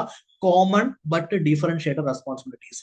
എല്ലാവരുടെയും റെസ്പോൺസിബിലിറ്റിയാണ് എന്ത് ചെയ്യുക? ഇത് കുറയ്ക്കുക എന്നുള്ളത്. പക്ഷെ ഓരോരുത്തർക്ക് എന്തായിരിക്കും? അത് കുറയ്ക്കാനുള്ള രീതിയും കുറയ്ക്കാനുള്ള കാര്യം എന്ത് ചെയ്യും? ഡിഫറൻഷിയേറ്റ് ചെയ്ത് കൊടുക്കണം. ഇപ്പൊ ഒരാൾക്ക് വലിയ പ്രശ്നമൊന്നുമില്ലെങ്കിൽ എന്ത് ചെയ്യില്ല? വലിയ ഇഷ്യൂ ഇല്ലല്ലോ, ഞാൻ നേരത്തെ പറഞ്ഞ പോലെ. എങ്കിൽ അതിനു വേണ്ടി ചെയ്യുന്ന ഒരു പരിപാടിയുടെ പേരാണ് CDM, ക്ലീൻ ഡെവലപ്മെന്റ് മെക്കാനിസം. അപ്പൊ 2 കാര്യം നമുക്ക് നോക്കണം. ഓക്കെ. എങ്കിൽ ഫ്ലെക്സിബിൾ മാർക്കറ്റ് മെക്കാനിസം നമുക്ക് എന്താണെന്നുള്ളത് നോക്കാം. ഫ്ലെക്സിബിൾ മാർക്കറ്റ് മെക്കാനിസം എന്ന് വെച്ച് കഴിഞ്ഞാൽ ഒരു മാർക്കറ്റ് ബേസ്ഡ് മെക്കാനിസം ആണ്. എന്ന് വെച്ച് കഴിഞ്ഞാൽ ടാർഗറ്റ് കൊടുത്തിട്ടുണ്ട്, ടാർഗറ്റ് ചെയ്യാൻ പറ്റുന്നില്ല. ടാർഗറ്റ് ചെയ്യാൻ പറ്റുന്നില്ലെങ്കിൽ നിങ്ങളുടെ കയ്യിൽ 3 വഴിയുണ്ട്. 1 CDM, ക്ലീൻ ഡെവലപ്മെന്റ് മെക്കാനിസം. 2ാമത്തെ എമിഷൻ ട്രേഡിംഗ്. 3ാമത്തെ ജോയിന്റ് ഇംപ്ലിമെന്റേഷൻ. ഈ പരിപാടി എന്താന്നുള്ളത് നമുക്ക് അത് നോക്കാം. CDM എന്ന് പറയുന്നത് നമ്മൾ എന്ത് ചെയ്യുന്ന ആക്ച്വലി എമിഷൻ റിഡക്ഷൻ ചെയ്യാനോ എമിഷൻ എന്താ പറയാ ലിമിറ്റേഷൻ ചെയ്യാനോ എന്ത് പറഞ്ഞിട്ടുണ്ട്? ക്യോട്ടോ പ്രോട്ടോകോൾ പറഞ്ഞിട്ടുണ്ട്. ഈ CDM ചെയ്യുന്ന ഒരു കാര്യം അനക്സ് ബി പാർട്ടി ആയിരിക്കും പ്രധാനമായിട്ട് ചെയ്യുക. അനക്സ് ബി എന്ന് വെച്ച് കഴിഞ്ഞാൽ ഇപ്പൊ നമ്മൾ അനക്സർ എടുത്തു, അതായത് ഏറ്റവും ബാക്ക് സൈഡിൽ ആരൊക്കെ ഉണ്ടെന്ന് എടുത്തു, അതിലുള്ള പാർട്ടിയാണ് അനക്സ് ബി പാർട്ടി എന്ന് പറയുന്നത്. ഓക്കെ അല്ലെ? അവരെന്ത് ചെയ്യുന്നതായിരിക്കും? ഒരു emission reduction project developing countries ചെയ്യുന്നതായിരിക്കും. സർ ഒന്നും മനസ്സിലായില്ല. ഫോർ എക്സാമ്പിൾ, ഒരു എക്സാമ്പിൾ എഴുതിയിട്ടുണ്ട്. ഓസ്ട്രേലിയക്ക് എന്ത് വേണം? ടാർഗറ്റ് അച്ചീവ് ചെയ്യണം. അപ്പൊ ഓസ്ട്രേലിയ ഇന്ത്യക്ക് കുറച്ച് പൈസ കൊടുത്തു. ഇന്ത്യയിൽ എന്ത് ചെയ്തു? Solar power projects, wind power projects, വനനശീകരണത്തിനുള്ള പ്രൊജക്ട്സ് ഒക്കെ ചെയ്തു. പൈസ കൊടുത്ത ആരാ? ഓസ്ട്രേലിയ. എങ്കിൽ അവർക്ക് കാർബൺ ക്രെഡിറ്റ്സ് കിട്ടി. കാർബൺ ക്രെഡിറ്റ്സ് വെച്ച് കഴിഞ്ഞാൽ ഇത്ര കാർബൺ നമ്മൾ എന്ത് ചെയ്തു? റെഡ്യൂസ് ചെയ്യാൻ വേണ്ടി സഹായിച്ചു എന്ന് കിട്ടി. ടാർഗറ്റ് ലെവൽ 5% അല്ലേ? നമുക്ക് അതിൽ തന്നെ 5% നിൽക്കാം. ഓക്കെ അല്ലെ? ടാർഗറ്റ് ലെവൽ 5% അല്ലേ? എങ്കിൽ ആ 5% ഇത്ര ചെയ്യാൻ വേണ്ടി ഞാൻ എന്ത് ചെയ്തു? ഇന്ത്യയെ സഹായിച്ചു. എന്റെ സ്ഥലത്ത് പറ്റിയിട്ടില്ല, കാരണം എന്റെ സ്ഥലത്ത് എന്താ? കുറവാണ്. അവിടെ ബാക്കിയുള്ളവർ എന്ത് ചെയ്തു? സഹായിച്ചു. ഇപ്പൊ മനസ്സിലായോ? ഓക്കെ. ഞാൻ എന്റെ സ്ഥലത്ത് കുറവാണെങ്കിൽ ഞാൻ വെറുതെ ഇരിക്കുക എന്നുള്ളതല്ല, ഞാൻ എന്ത് ചെയ്യണം? വേറൊരാളെ സഹായിക്കണം. അപ്പൊ എനിക്ക് എന്ത് കിട്ടുന്നതായിരിക്കും? കാർബൺ ക്രെഡിറ്റ്സ് കിട്ടുന്നതായിരിക്കും. ഈ ക്രെഡിറ്റ്സ് കൊണ്ട് ഞാൻ എന്ത് ചെയ്യും? ക്യോട്ടോ പ്രോട്ടോക്കോളിൽ പോകും. എന്നിട്ട് ഞാൻ എന്ത് പറയും? ദാ എനിക്ക് കാർബൺ ക്രെഡിറ്റ്സ് കിട്ടിയിട്ടുണ്ട്, ഞാൻ ഇന്ത്യയെ സഹായിച്ചു, എനിക്ക് എന്താണ് ആക്ച്വലി ഞാൻ എന്താണോ ടാർഗറ്റ് എന്ത് ചെയ്തു? അച്ചീവ് ചെയ്തു എന്ന് പറയാൻ പറ്റും. ഈ മെക്കാനിസത്തിന്റെ പേരാണ് ക്ലീൻ ഡെവലപ്മെന്റ് മെക്കാനിസം. ഓക്കെ. എങ്ങനെയാണ് നമ്മൾ ക്യോട്ടോ ടാർഗറ്റ് അച്ചീവ് ചെയ്യാൻ വേണ്ടി പ്രവർത്തിക്കുന്നത് എന്ന് പറയുന്ന മെക്കാനിസത്തിന്റെ പേരാണ് clean development mechanism. Annex B എന്ന് വെച്ചാൽ എന്താണ് ആക്ച്വലി? അനെക്സ് 1 പാർട്ടീസ് എന്ന് വെച്ച് കഴിഞ്ഞാൽ ഫസ്റ്റ് അല്ലെങ്കിൽ സെക്കൻഡ് റൗണ്ടിൽ ഉണ്ടായിരുന്ന എന്താ? ഗ്രീൻ ഹൗസ് എമിഷൻ ടാർഗറ്റ് ഉള്ള പാർട്ടീസ് ആണ്. ഫസ്റ്റ് റൗണ്ട് ടാർഗറ്റ് എന്ന് വെച്ച് കഴിഞ്ഞാൽ 2008 മുതൽ 2012 വരെ കാലഘട്ടത്തിലാണെന്നുള്ളത് ഈ ടാർഗറ്റ് അപ്ലൈ ആയിരിക്കുന്നത്. സെക്കൻഡ് റൗണ്ട് ക്യോട്ടോ ടാർഗറ്റ് എന്ന് വെച്ച് കഴിഞ്ഞാൽ 2013 തൊട്ട് 2020 വരെയാണ് അപ്ലൈ ആയിരിക്കുന്നത്. അപ്പൊ 2010 തൊട്ട് 2012 വരെ ടാർഗറ്റ്, അല്ലെങ്കിൽ 2013 തൊട്ട് 2020 ടാർഗറ്റ്. സർ ഈ പറഞ്ഞ കാര്യം അത്ര മനസ്സിലാവുന്നില്ലല്ലോ എന്ന് വെച്ച് കഴിഞ്ഞാൽ അനെക്സ് 1 പാർട്ടീസ് ആരാന്ന് വെച്ച് കഴിഞ്ഞാൽ എന്താണ് ആക്ച്വലി? ഒന്നെങ്കിൽ അവർ ഫസ്റ്റ് റൗണ്ട് ടാർഗറ്റ് അച്ചീവ് ചെയ്യാൻ നോക്കുന്നവരായിരിക്കും, അല്ലെങ്കിൽ സെക്കൻഡ് റൗണ്ട് ടാർഗറ്റ് അച്ചീവ് ചെയ്യാൻ നോക്കുന്നവരായിരിക്കും. സോ അപ്പൊ ഇതുവരെ ടാർഗറ്റ് അച്ചീവ് ചെയ്തില്ലേ? ഇല്ല മക്കളെ, ഇതുവരെ ടാർഗറ്റ് അച്ചീവ് ചെയ്തിട്ടില്ല. ഓക്കെ. അതാണ് COP മീറ്റിംഗ് എന്ത് ചെയ്യുന്നത്? കണ്ടിന്യൂസ് ആയിട്ട് പോയിക്കൊണ്ടേയിരിക്കുന്നത്. ഇതുവരെ ടാർഗറ്റ് എന്ത് ചെയ്യാൻ പറ്റിയിട്ടില്ല? അച്ചീവ് ചെയ്യാൻ പറ്റിയിട്ടില്ല. അപ്പൊ അനെക്സ് 1 പാർട്ടീസ് അച്ചീവ് ചെയ്യാൻ നോക്കുന്ന ടാർഗറ്റ് ഒന്നെങ്കിൽ എന്തായിരിക്കും? റൗണ്ട് 1 ആയിരിക്കും. റൗണ്ട് 1 നടന്നപ്പോഴാ 2008 2012. അപ്പൊ 2012 ടാർഗറ്റ് റിഡക്ഷൻ എത്ര? 5%. അല്ലെങ്കിൽ റൗണ്ട് 2 ആയിരിക്കും. ഓക്കെ. എത്ര ആയിരിക്കും? 2013 ടു 2020. ഓക്കെ. ഇതിനെ വിളിക്കുന്ന പേരാണ് കമ്പൽസറി ബൈൻഡിങ് ടാർഗറ്റ്സ്. ഉറപ്പായിട്ടും അവരെന്ത് ചെയ്യണം? ഈ ടാർഗറ്റ് കുറച്ചിട്ടുണ്ടാവണം. ഈ ടാർഗറ്റ് കുറയ്ക്കണമെങ്കിൽ അവരുടെ കയ്യിൽ എന്തില്ല? കുറയ്ക്കാൻ വേണ്ടി കാർബൺ ടാർഗറ്റ് ഇല്ലെങ്കിൽ വേറെ ആരെങ്കിലും എന്ത് ചെയ്യുക? ഹെൽപ്പ് ചെയ്യുക. ഇതിനെ വിളിക്കുന്ന പേരാണ് ക്ലീൻ ഡെവലപ്മെന്റ് മെക്കാനിസം. വേറെ ആരെങ്കിലും ഹെൽപ്പ് ചെയ്ത് എന്ത് ചെയ്യുന്നു? നമ്മൾ ഈ പരിപാടി നേടിയെടുക്കാൻ വേണ്ടി ശ്രമിക്കുന്നു. ഇത്രയും കാര്യം മനസ്സിലായോ? ഓക്കെ. എങ്കിലും ഇവിടെ എഴുതിയിട്ടുണ്ടല്ലോ, ക്ലീൻ ഡെവലപ്മെന്റ് മെക്കാനിസം എന്താണ്? കാർബൺ ക്രെഡിറ്റ്സിൽ എന്താ? One of the Kyoto protocol mechanism ആണ്. Correct. Okay. Clean development mechanism എന്താണ് ആക്ച്വലി? അനെക്സ് 1 കൺട്രീസുമായിട്ടാണ് ഉള്ളത്. അനെക്സ് 1 കൺട്രീസ് എന്ന് വെച്ചാൽ ആരാ? റൗണ്ട് 1ലോ റൗണ്ട് 2ലോ ഉള്ള ടാർഗറ്റ് അച്ചീവ് ചെയ്യാൻ നോക്കുന്ന വ്യക്തികൾ. റൗണ്ട് 1 എപ്പോ തൊട്ട് എപ്പോ വരെയാ? 2008 ടു 2012. റൗണ്ട് 2 എപ്പോ വരെ ആക്ച്വലി? ഓക്കെ. റൗണ്ട് 2 ഏതാണ്? 2013 ടു 2020. ഇത്രയും കാര്യങ്ങൾ മനസ്സിലായോ? ഇത്രയും കാര്യങ്ങൾ ഡൺ അല്ലേ? ഓക്കെ. എങ്കിൽ ഈ പ്രൊജക്ടിലൂടെ അവർക്ക് എന്ത് കിട്ടുന്നതായിരിക്കും? ഒരു ക്ലീൻ എമിഷൻ റിഡക്ഷൻ സർട്ടിഫിക്കറ്റ് കിട്ടുന്നതായിരിക്കും. ഓക്കെ. അതെന്താണ്? 1 ടൺ കാർബൺ CO2 എന്തായി? റിഡക്റ്റ് ആയി എന്നതിനൊരു സർട്ടിഫിക്കറ്റ് കിട്ടും. അപ്പോ അവർക്ക് കിട്ടുന്ന പരിപാടിയുടെ പേരാണ് കാർബൺ ക്രെഡിറ്റ്സ്. അവിടെ മൊത്തം ടാർഗറ്റ് 200 ടൺ CO2 കുറയ്ക്കാമെന്ന് വിചാരിക്കൂ, എക്സാമ്പിൾ വിചാരിക്കും. ഓക്കെ അല്ലെ? അപ്പൊ ഇന്ത്യ ഹെൽപ്പ് ചെയ്തോടെ ഓസ്ട്രേലിയക്ക് എന്ത് ചെയ്തു? ഒരു 10 കാർബൺ ക്രെഡിറ്റ് കിട്ടിയെന്ന് വിചാരിക്കൂ. ഒരു carbon credit equal to 1 ton. അപ്പൊ 10 carbon credit equal to 10 ton. അപ്പൊ 200 ടണ്ണിൽ എന്തായി? 10 ടൺ എന്തായി? കുറഞ്ഞു. അപ്പൊ ഇത് CDM എങ്ങനെയാണ് ചെയ്യുക? ഡെവലപ്ഡ് കൺട്രീസ് എന്ത് ചെയ്യുന്നതായിരിക്കും? ഫിനാൻഷ്യൽ അസിസ്റ്റന്റ് കൊടുക്കുന്നതായിരിക്കും. ആർക്ക് വേണ്ടിയിട്ട്? ഡെവലപ്പിംഗ് കൺട്രീസിന് വേണ്ടിയിട്ട്. എന്ത് ചെയ്യാൻ? എനർജി സെക്ടറിലല്ലേ ഏറ്റവും കൂടുതൽ ഗ്രീൻ ഹൗസ് ഗ്യാസ് എമിഷൻ ഉള്ളത്? 75% ടു 80% എനർജി സെക്ടറിലല്ലേ? അതുകൊണ്ട് സോളാർ വിൻഡ് എനർജി എന്ത് ചെയ്യണം? അതിനെ കൂടുതലായിട്ട് എന്ത് ചെയ്യണം? നമ്മൾ പ്രോത്സാഹിപ്പിക്കണം. അങ്ങനെ ക്യോട്ടോയുടെ കോട്ട, അതായത് എന്താണ്, ഇത്ര യൂണിറ്റ് പറഞ്ഞിട്ടല്ലോ, ടാർഗറ്റ് പറഞ്ഞിട്ടല്ലോ, അച്ചീവ് ചെയ്യണം. ടാർഗറ്റ് റിഡക്ഷൻ പറഞ്ഞിട്ടുള്ള ഒരേ ഒരു എൻവയോൺമെന്റൽ എന്താ, എന്താണ് പേരെന്താ, ഉടമ്പടിയാണ് എന്ത്, ക്യോട്ടോ പ്രോട്ടോകോൾ. ഒരേ ഒരു പ്രോട്ടോകോൾ ആണ് ക്യോട്ടോ പ്രോട്ടോകോൾ. ഇത്രയും കാര്യം ഓക്കെ അല്ലേ? അതെ. അപ്പൊ ക്യോട്ടോ കോട്ടയില് 100 കാർബൺ ക്രെഡിറ്റ്സ് കിട്ടിയെന്ന് വിചാരിക്കൂ. അങ്ങനെയെങ്കിൽ എന്ത് ചെയ്യാൻ പറ്റും, അതിന് 100 ton carbon dioxide emit ചെയ്യാവുന്നതാണ്. ഫോർ എക്സാമ്പിൾ അവർക്ക് എന്ത് ചെയ്തു, 110 ton carbon dioxide emit ചെയ്തു എങ്കിൽ 10 കാർബൺ ക്രെഡിറ്റ്സ് എന്തായി, കോട്ടയുടെ വയലേഷൻ ആയിട്ട് വന്നു. ഈ 10 കാർബൺ ക്രെഡിറ്റ്സ് എന്ത് ചെയ്യണം, പെനാൽറ്റി കൊടുക്കേണ്ടി വരും. ആ പെനാൽറ്റി എന്ന് പറഞ്ഞാൽ വലിയൊരു തുകയാണ്. അതിനേക്കാളും നല്ലത് ഈ 10 കാർബൺ ക്രെഡിറ്റ്സ് കിട്ടാൻ വേണ്ടിയിട്ട് എന്ത് ചെയ്യുക, വേറെ ഏതെങ്കിലും സ്ഥലത്ത് എന്ത് ചെയ്യുന്നു, നമ്മൾ സോളാർ പ്ലാന്റോ വിൻഡ് ഫാംസോ ഒക്കെ എന്ത് ചെയ്യും, കൊടുക്കാൻ വേണ്ടി നോക്കും. അങ്ങനെ 10 കാർബൺ ക്രെഡിറ്റ്സിന് സർട്ടിഫിക്കറ്റ് കിട്ടും. ഈ സർട്ടിഫിക്കറ്റ് കാണിച്ചു കൊടുത്താൽ എന്താ, പെനാൽറ്റി അടയ്ക്കേണ്ട. ഇത്രയും മനസ്സിലായോ? Okay sir. അപ്പൊ എന്തിനാ കാർബൺ ഡൈ ഓക്സൈഡ് എമിറ്റ് ചെയ്യുന്നത്? എന്റെ മക്കളെ, വ്യവസായം എങ്ങനെ നടക്കുക, കാർബൺ ഡൈ ഓക്സൈഡ് എമിറ്റ് ചെയ്യണ്ടേ? അപ്പൊ ഒരു ലെവലല്ലേ നമ്മൾ നോക്കിയിരിക്കുന്നത്. അപ്പോ ഫോർ എക്സാമ്പിൾ ഓസ്ട്രേലിയ ആകെ എമിറ്റ് ചെയ്യാൻ പറ്റുന്നത് 100 കാർബൺ ക്രെഡിറ്റ്സ് എമിറ്റ് ചെയ്യാൻ പറ്റുള്ളൂ. എത്ര എമിറ്റ് ചെയ്തു? 110. 10 എങ്ങനെ ചെയ്യുക? ഇന്ത്യയെ ഹെൽപ്പ് ചെയ്തു, അതിലൂടെ 10ന്റെ സർട്ടിഫിക്കറ്റ് കിട്ടി. ആ സർട്ടിഫിക്കറ്റ് കൊണ്ട് ക്വാർട്ടറിൽ പോയ ബന്ധായി, പ്രശ്നങ്ങളൊക്കെ സോൾവ് ആയി. ഇത്രയും കാര്യം ഓക്കെ ആണോ? The concept of carbon credit originated from which one of the following? ഇപ്പൊ നമ്മൾ പഠിച്ചുകൊണ്ടിരിക്കുന്ന ഏതാ? ക്യോട്ടോ പ്രോട്ടോകോൾ അല്ലേ? അപ്പൊ ക്യോട്ടോ പ്രോട്ടോകോളിലാണ് അത് വന്നിരിക്കുന്നത്. ഇത്രയും കാര്യം ഓക്കെ അല്ലേ? അതെ. ഇനി അടുത്താണ് കാർബൺ ക്രെഡിറ്റ്സ് ട്രേഡിംഗ്, അല്ലെങ്കിൽ കാർബൺ ട്രേഡിംഗ് എന്നതിനെ വിളിക്കുന്നതായിരിക്കും. എന്ന് വെച്ചാൽ എന്റെ കയ്യിൽ സർട്ടിഫിക്കറ്റ് ഉണ്ട്, എന്റെ കയ്യിൽ പൈസയാ ഉള്ളത്, അതിനെന്ത് ചെയ്യുക, സർട്ടിഫിക്കറ്റ് വാങ്ങുക, പൈസ കൊടുക്കുക. അപ്പൊ ആരാണോ ഏറ്റവും നന്നായി പെർഫോം ചെയ്യുന്നത് അവർക്ക് എന്ത് ചെയ്യാൻ പറ്റും, ഈ കാർബൺ ക്രെഡിറ്റിനെ ട്രേഡ് ചെയ്യാൻ വേണ്ടി പറ്റും. കാർബൺ ക്രെഡിറ്റിനെ വിളിക്കുന്ന വേറൊരു പേരാണ് കാർബൺ ഓഫ്സെറ്റ്. എന്റെ ഭാഷയിൽ പറയുകയാണെങ്കിൽ കാർബൺ ക്രെഡിറ്റ് പൊന്നപ്പനാണെങ്കിൽ കാർബൺ ഓഫ്സെറ്റ് എന്താ, തങ്കപ്പനാണ്. ഇതൊരു ട്രേഡബിൾ സർട്ടിഫിക്കറ്റ് ആണ്. ഓക്കെ അല്ലെ? അപ്പൊ എന്താണ്, ഒരു കാർബൺ ക്രെഡിറ്റ് ഈക്വൽ ടു എത്ര ടൺ കാർബൺ ഡൈ ഓക്സൈഡാ? 1 ടൺ കാർബൺ ഡൈ ഓക്സൈഡ് ആണ്. ഈ കാർബൺ ക്രെഡിറ്റുള്ള നമുക്ക് എന്ത് ചെയ്യാൻ പറ്റും, ഗ്രീൻ ഹൗസ് ഗ്യാസ് കുറയ്ക്കാനുള്ള കാര്യങ്ങൾ ചെയ്യാൻ വേണ്ടി പറ്റും. അങ്ങനെയെങ്കിൽ കാർബൺ ക്രെഡിറ്റ് നമ്മൾ എന്ത് ചെയ്തു, വാങ്ങുകയും വിൽക്കുകയും ചെയ്യാൻ വേണ്ടി നോക്കി. കാർബൺ ട്രേഡിംഗ് നമ്മൾ എന്ത് ചെയ്തു, നോക്കാൻ വേണ്ടി നോക്കി. ഓക്കെ. എങ്കിൽ കാർബൺ ട്രേഡിങ്ങിനെ വിളിക്കുന്ന പേരാണെന്ത്, എക്സ്ചേഞ്ച് ഓഫ് എമിഷൻ പെർമിറ്റ്സ് ആണ് വിളിക്കുക. ഈ എക്സ്ചേഞ്ച് എന്താ ഉണ്ടാവുക, ഒരാൾ പൈസ കൊടുക്കുന്നു, ഒരാൾക്ക് എന്ത് ചെയ്യുന്നു, ആക്ച്വലി കാർബൺ ക്രെഡിറ്റ്സ് വാങ്ങാൻ വേണ്ടി പറ്റും. ഓക്കെ. അങ്ങനെ കാർബൺ ക്രെഡിറ്റ്സ് വാങ്ങാൻ വേണ്ടി പറ്റിക്കഴിഞ്ഞാൽ നമുക്ക് എന്ത് ചെയ്യാം, അതുകൊണ്ട് ആ സർട്ടിഫിക്കറ്റ് കൊണ്ട് എന്ത് ചെയ്യാൻ പറ്റും, അവിടെ പോകാൻ പറ്റും. ഫോർ എക്സാമ്പിൾ ഇന്ത്യയെ പോലൊരു കൺട്രിക്ക് കൂടുതൽ കാർബൺ എന്താ പറയുക റെഡ്യൂസ് ചെയ്ത് കഴിഞ്ഞാൽ കൂടുതൽ എന്ത് ചെയ്യും, കാർബൺ ക്രെഡിറ്റ്സ് കിട്ടുന്നതായിരിക്കും. ആ കാർബൺ ക്രെഡിറ്റ്സ് USA എന്ത് ചെയ്യുക, വിൽക്കുക. അപ്പൊ US എന്ത് ചെയ്യും, പൈസ കിട്ടും. വീണ്ടും എന്ത് ചെയ്യുക, കാർബൺ കുറയ്ക്കുക, USA എന്ത് ചെയ്യുക, വിൽക്കുക. അപ്പൊ USA കയ്യിൽ എന്തുണ്ട്, സർട്ടിഫിക്കറ്റ് കിട്ടും. ആ സർട്ടിഫിക്കറ്റ് കൊണ്ട് എന്ത് ചെയ്യുക, കോട്ടയിൽ പോവുക. ഇപ്പൊ USA എന്തായാലും ക്യോട്ടോ പ്രോട്ടോകോളിൽ ഇല്ലല്ലോ. ഓസ്ട്രേലിയ എക്സാമ്പിൾ എടുക്കാം. ഓസ്ട്രേലിയ എവിടെ പോകുന്നു, ക്യോട്ടോയിൽ പോകുന്നു. എന്നിട്ട് പറയുന്നു, ദാ സർട്ടിഫിക്കറ്റ്, ഇതാണ് ആ രേഖ, ഇനി ഞങ്ങൾ എന്ത് ചെയ്യരുത്, പെനാൽറ്റി തരരുത് എന്ന് പറയുന്നു. ഇത്രയും കാര്യം ഓക്കെ അല്ലേ? ഓക്കെ. ഓക്കെ. എങ്കിൽ കാർബൺ ക്രെഡിറ്റ്സ് ട്രേഡ് ചെയ്യാൻ വേണ്ടി ഒരു ചന്തയിൽ പോണ്ടേ. ആ ചന്തയുടെ പേരാണ് MCX, multi commodity exchange of India എന്ന് പറയും. ഇത് എല്ലാ സ്ഥലത്തും ഉണ്ട് കേട്ടോ. ഓക്കെ.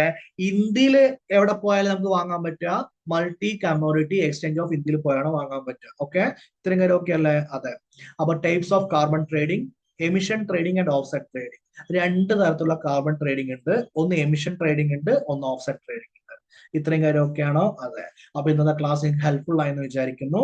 അപ്പൊ @കിരൺ സ്റ്റഡി സർക്കിൾ ഡിഗ്രിയിൽ എന്ത് ചെയ്യുക, ജോയിൻ ചെയ്യുക. എന്തെങ്കിലും ഡൗട്ട് ഉണ്ടെങ്കിൽ എന്ത് ചെയ്യുക, ചോദിക്കുക. ഓക്കെ. ക്വസ്റ്റ്യൻസ് എങ്ങനെയാണ് വരിക, എങ്ങനെയാണ് ക്വസ്റ്റ്യൻസ് അപ്രോച്ച് ചെയ്യേണ്ട കാര്യം എന്ത് ചെയ്യും, മനസ്സിലാവും. ഇതേ സീരീസിലെ അടുത്ത ക്ലാസ്സിൽ കാണുന്നവരെ Tata, bye bye and take care.